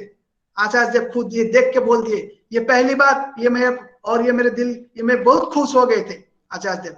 तो ये देखिए कि उनकी जो कर्म होता है, उनकी जो बात होता है, वो 100% हमारे 100% हमको सक्सेस की रास्ते में लेने के लिए है। हम लोग भाग्यशाली है कि हम उनको प्राप्त हुए हैं। उनकी बात को एक एक यदि हम मान के चलेंगे तो इसमें कोई दो राय नहीं है कि हम अपने जीवन में सक्सेस आएगा ही आएगा। इसमें सक्सेस का ये मतलब नहीं है कि हम प्रोफेशनली लाइफ में सक्सेस हो जाएं या बिजनेस वाइज हम लाइफ में सक्सेस हो जाएं, ये मतलब नहीं है। ऐसे प्रोफेशनली बहुत सारे लोग हैं, ऐसे बिजनेस पैसे में भी बहुत सारे बहुत सक्सेसफुल लोग हैं। ठाकुर जी सक्सेस की बात करते हैं, वो बैलेंस्ड लाइफ की बात करते हैं। जब आदमी जब विपरीत दिक में जाता है, जब आदमी विपरीत सम्मुख होता है, तब वो कितना बैलेंस्ड रहता है, वो कितना अपने आप को सम्यक भाव में अपने आप को देख सकता है, सम्यक रूप में अपने आप को प्रस्फुटित कर सकता है। वो है लाइफ का सक्सेस। क्योंकि आज देखिए ये जो पेंडेमिक आया है, इस पेंडेमिक का जो आउटकम क्या है? पेंडेमिक का आउटकम है डिप्रेशन। लोगों को वो डिप्रेशन हो रहा है, लोगों का काफी मतलब साइकोलॉजिकली एकदम डिप्रेस्ड हो गए हैं। क्योंकि वो उनका जो स्टेटस था, उनका जो बैकग्राउंड था, वो बैकग्राउंड को काफी चोट पहुंचा हुआ है। बहुत सारे यदि हम देखेंगे जो फैमिली में आजकल जो डिस्टर्बेंस हो रहा है, फरवरी तक जो डिस्टर्बेंस फैमिली डिस्टर्बेंस होता था, उससे जो कला होता था उसमें से डैमेज होता 15% था। अभी जो एवरेज जो लिया है मार्च और अप्रैल के बाद, almost 50% of the family disturbance हो रहा है, वो आउट ऑफ डिप्रेशन हो रहा है। बिकॉज उनका जो बैकग्राउंड था, वो जो प्रोफेशनल बैकग्राउंड हो या फाइनेंशियल बैकग्राउंड हो या जो भी उनका बैकग्राउंड था, वो बैकग्राउंड और जो था वो टूट गया है। उसके लिए उनका जो मनोबल है, वो मनोबल टूट गया है। ठाकुर जी बोल रहे हैं ये जो मन है, ये मन ही सब mind is the source of all the problem. यदि हम मन को एकदम संयम कर दें, मन को अपने बस में रख दें, मन को कंसाइंस के थ्रू चलाएं, तो हम यदि विवेक का अनुसरण करें, मन को हम रखें, तभी जाकर ठाकुर जी बोले हैं कि ये जो मंत्र मैं आपको दिया हूं, ये मंत्र आपको सब सोल्यूशन, सब समस्या का सोल्यूशन दे देगा। मंत्र का मतलब होता है मनना त्रायते इति मंत्र, जो मन को त्राण देता है। हमारा पास जो कॉम्प्लेक्सेस है, जो काम है, जो क्रोध है, जो जितने प्रकार षड्रूप है और जितने सारे हमारा जो नेगेटिव एस्पेक्ट्स है, ये सब नेगेटिव एस्पेक्ट्स को हमारे ये मन का एक बात होता है। आचार्य बोलते थे कि हम साइंस बोल रहा है, साइंस ये डिक्लेयर किया है, साइंस बोल रहा है light is the fastest moving object in the. 1-2 minute में खत्म कीजिए दादा 1-2 मिनट में रैप अप कीजिए। जय गुरु। तो लाइट इज द फास्टेस्ट, लेकिन जो मन लेकिन आचार्य बोल रहे हैं मन जो होता है, ये सबसे फास्ट दौड़ता है। इसी मन को हमको बस में रखना चाहिए, इसी मन को हमको काबू में रख सकते हैं, इसी मन को यदि हम सम्यक में रख सकते हैं, इसी मन को यदि हम बैलेंस कर सकते हैं, तब जाकर हम एक बैलेंस्ड पर्सनालिटी लीड कर सकते हैं। इसीलिए हमको ठाकुर जी मंत्र दिए हैं, मेडिटेशन या नाम ध्यान, जो दादा बोल रहे थे, जय श्री श्री बड़ौदा, जो नाम ध्यान का पद्धति बोले हैं कि एक ही समय में हम सबको नाम ध्यान करना पड़ेगा। और ये जो बीज मंत्र दिए हैं, ये बीज मंत्र हमको पुरुषोत्तम से, सतगुरु से मिल सकता है। ये बीज मंत्र जो होता है, it is the solution to all the problem the human race can ever encounter. सब समस्या का समाधान जानिस इष्ट प्रतिष्ठान, और इष्ट को अपने जीवन में प्रतिष्ठा करने के लिए हमको उनकी नाम ध्यान को मनन करके जजन जाजन इष्ट वृत्ति स्वस्थयनी और सदाचार को पालन करके हम अग्रसर करेंगे। तो कोई भी दुविधा, कोई भी विरोध भाव हमको रास्ते से हटा नहीं सकता, हमको मार नहीं सकता। हमको ये अभय वाणी श्री ठाकुर ने दिया। इसके साथ मैं अपना जाजन विराम करता हूं। आप सबकी मंगल कामना करके आपको श्री ठाकुर जी की प्रार्थना करता हूं। जय गुरु महांती दा। पता नहीं चला कैसे 50 मिनट बीत गया। आपका आलोचना ठाकुर का भावधारा के ऊपर आलोचना करने का एक बार जब शुरुआत हो जाता है, उसका कहाँ शुरू कहाँ खत्म समझ में नहीं आता। तो आपका आलोचना में हम वही पाया कि आपने इतना जोश के साथ कि आप तंजानिया जाके कैसे विपरीत परिस्थिति में भी गुरु भाई ढूंढ पाए। दिल्ली में आचार्यदेव जैसे बताए थे कि दिल्ली का सत्संग नगरी बन जाएगा। बहुत ही मूल्यवान बातें आपसे सुन के बहुत अच्छा लगा। और ये हम लोगों का परिचिति पहले नहीं था, लेकिन आज ये सत्संग के माध्यम से हम एक दूसरे से जो जान जाते हैं। तो वो जो गाना होता है विश्व जने एक करिले नमो नमो, तो आज इस सत्संग में हमें वही भावना हमारे अंदर में आ रहा है। आपको बहुत बहुत धन्यवाद और जय गुरु हमारे साथ जोड़ने के लिए। आखिर में हम जय गुरु दादा। आखिर में हम एक कीर्तन से इस सत्संग का समापन करेंगे। हमारा निरंजन भाई ओडिशा से अभी उनका सुमधुर कीर्तन करेगा।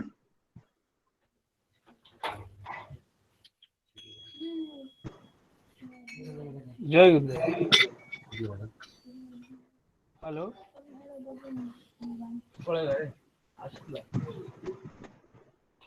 जय गुरुदेव। जय गुरु जय गुरु। आवाज ठीक है निरंजन भाई, शुरू करो। ठीक है जय गुरु।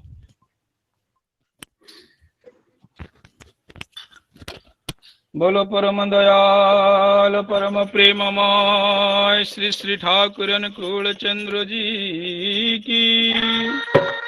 बोलो परम दयाल परम प्रेममय श्री श्री ठाकुर अनुकूल चंद्र जी की। बोलो परम दयाल परम प्रेममय श्री श्री ठाकुर अनुकूल चंद्र जी की। सवाई बोल आनंदे कवार हरि।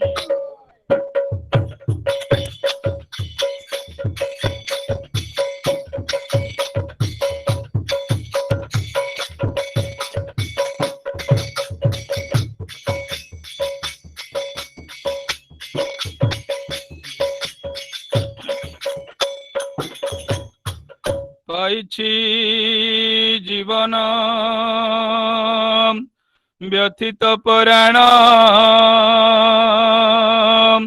তুমরি নামকু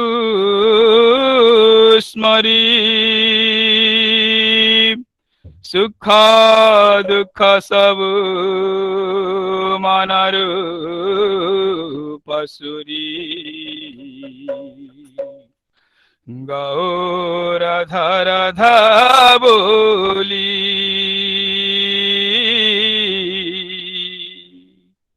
গাও রাধা রাধা বলি গাও রাধে রাধে রাধে নাচ আনন্দে দিবাহু তোলি গাও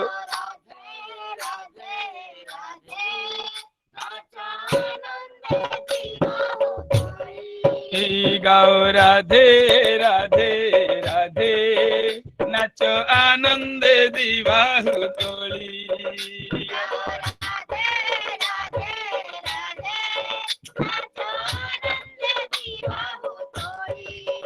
ସେହି ପ୍ରେମେ ହଜି ମଜି ପ୍ରାଣ ପ୍ରଦୀପ ଦିଅରେ ଜାଳି।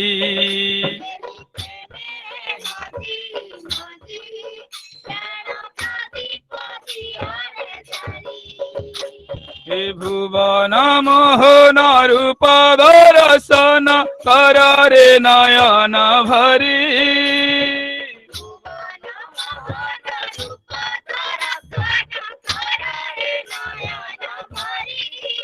भाई भुवन मोहन रूप दर्शन कर रे नयन भरी।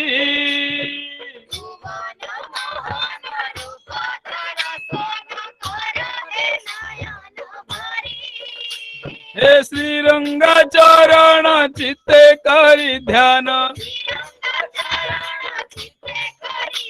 हे तनु मन धन ढाली गाओ राधे राधे राधे नाच आनंद विवाह तोड़ी गाओ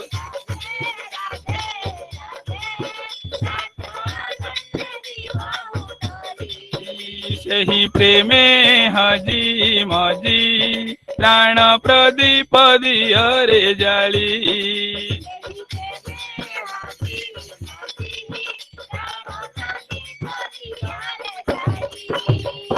सदगुरुधर सतनाम स्मर सत्संग आश्रय कर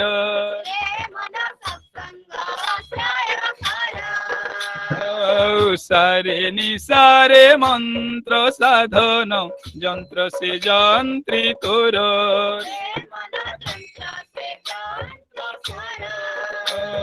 सदगुरुधर सतनाम स्मर सत्संग आश्रय कर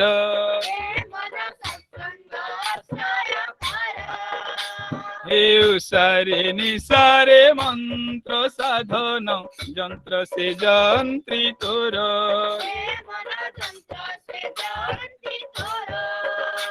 हे जीवन रथरे सारथी रूपरे भाई जीवन रथरे सारथी रूपरे नियारे ताहंकु बरी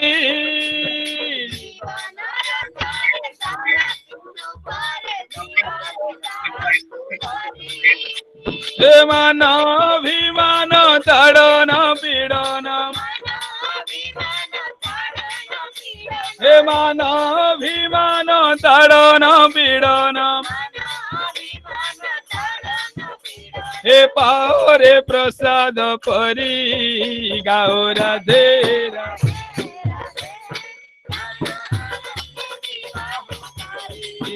गाओ राधे राधे राधे नाच आनंद विवाह तोड़ी बोल राधे सही प्रेमे हजी मजी प्राण प्रदीप दियरे जाली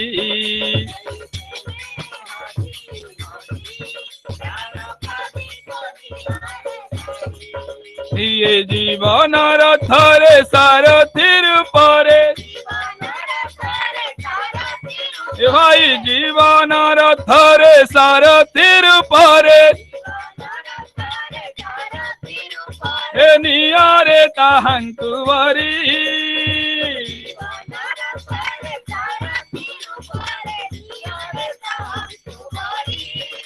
हे मान अभिमान ताड़न पीड़न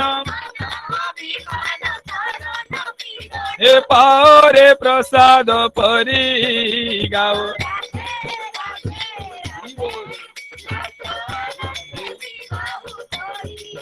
सही प्रेमे हजी मजी प्राण प्रदीप दियरे जाली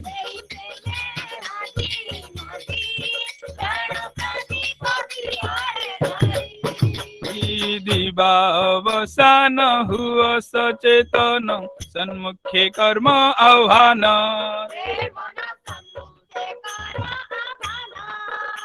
हे परम पितांक अमृत संतान कर आत्म समर्पण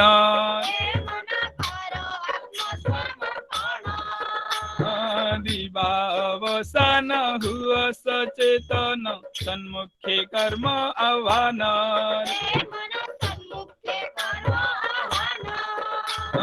परम पितांक अमृत संतान कर आत्म समर्पण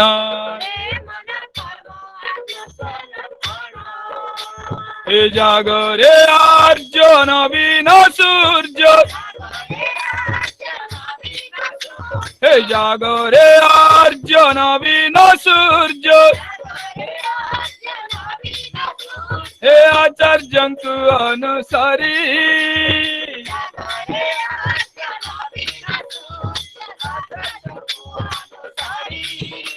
हे झंझ बेगे अग्नि रागे हे झंझ बेगे अग्नि रागे द्वंद्व बाधा विघ्न धली गाओ राधे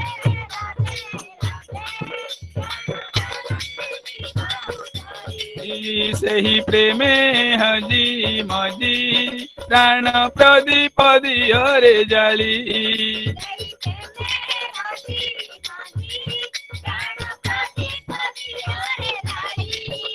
हे भुवन मोहन रूप दर्शन भाई भुवन मोहन रूप दर्शन एक रे नयन भरी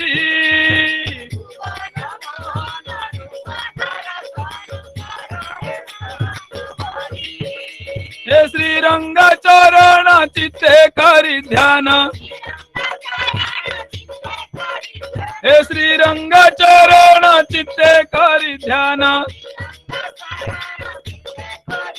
हे तनु मनु धन ढाली गाओ राधे राधे राधे नाच आनंद विवाह तोरी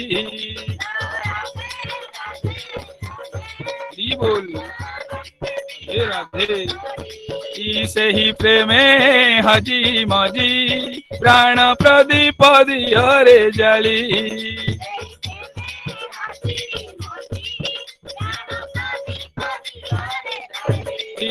गाओ राधे राधे राधे नाच आनंद विवाह तोली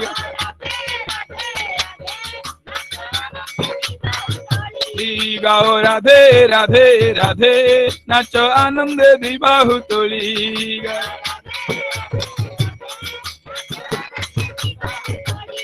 सही प्रेमे हजी मजी प्राण प्रदीप दियरे जाली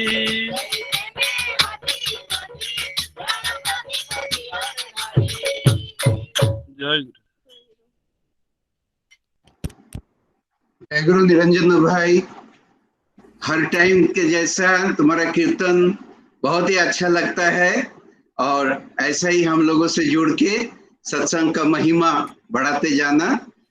इसी के साथ आज इस सत्संग का हम समाप्ति घोषणा करते हैं और आज जो भी दादा लोग यहाँ पे गाना गाए और सुदूर तांजानिया से हमारा मोहंती दा, हमारा सुभाषिष दा पंडेल से जुड़ के आज के सत्संग में ठाकुर जी का इतना सुंदर हम लोगों को आलोचना सुनाया, हमको बहुत अच्छा लगा। ऐसे ही हम सत्संग के माध्यम से जुड़े रहे और श्रोत्य बोरसेदा से मेरा अनुरोध है, दादा ध्वनि दे दीजिएगा। आवाज आ रहा है? हाँ, सबसे अनुरोध है आप लोग 2-3 लोग खाली अनम्यूट करने का, नहीं तो नॉइज आ जाता है। तो बरसला शुरू कीजिए। वंदे पुरुषोत्तमं वंदे पुरुषोत्तमं वंदे पुरुषोत्तमं वंदे पुरुषोत्तमं वंदे पुरुषोत्तमं वंदे पुरुषोत्तमं।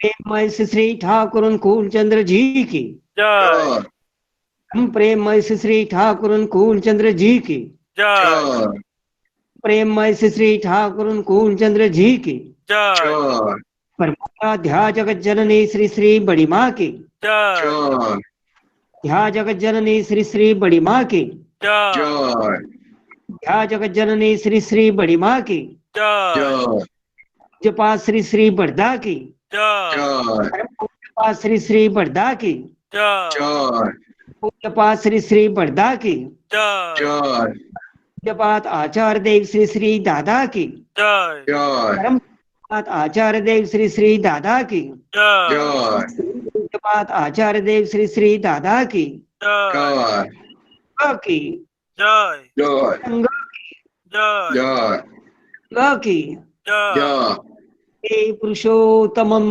वंदे पुरुषोत्तमं वंदे आर्य पितॄन् वंदे आर्य पितॄन् वंदे मातृवर्गं वंदे मातृवर्गं अहं कृष्णदैवतं वंदे अहं कृष्णदैवतं वंदे पुरुषोत्तमं वंदे वंदे पुरुषोत्तमं पुरुषोत्तमम् वंदे वंदे पुरुषोत्तमम् पुरुषोत्तमम् वंदे वंदे परम पुरुषोत्तमम् प्रेममय श्री ठाकुर अनुकूल चंद्र जी की जय जय जय गुरु जय गुरु जय गुरु जय गुरु। जय गुरुदास।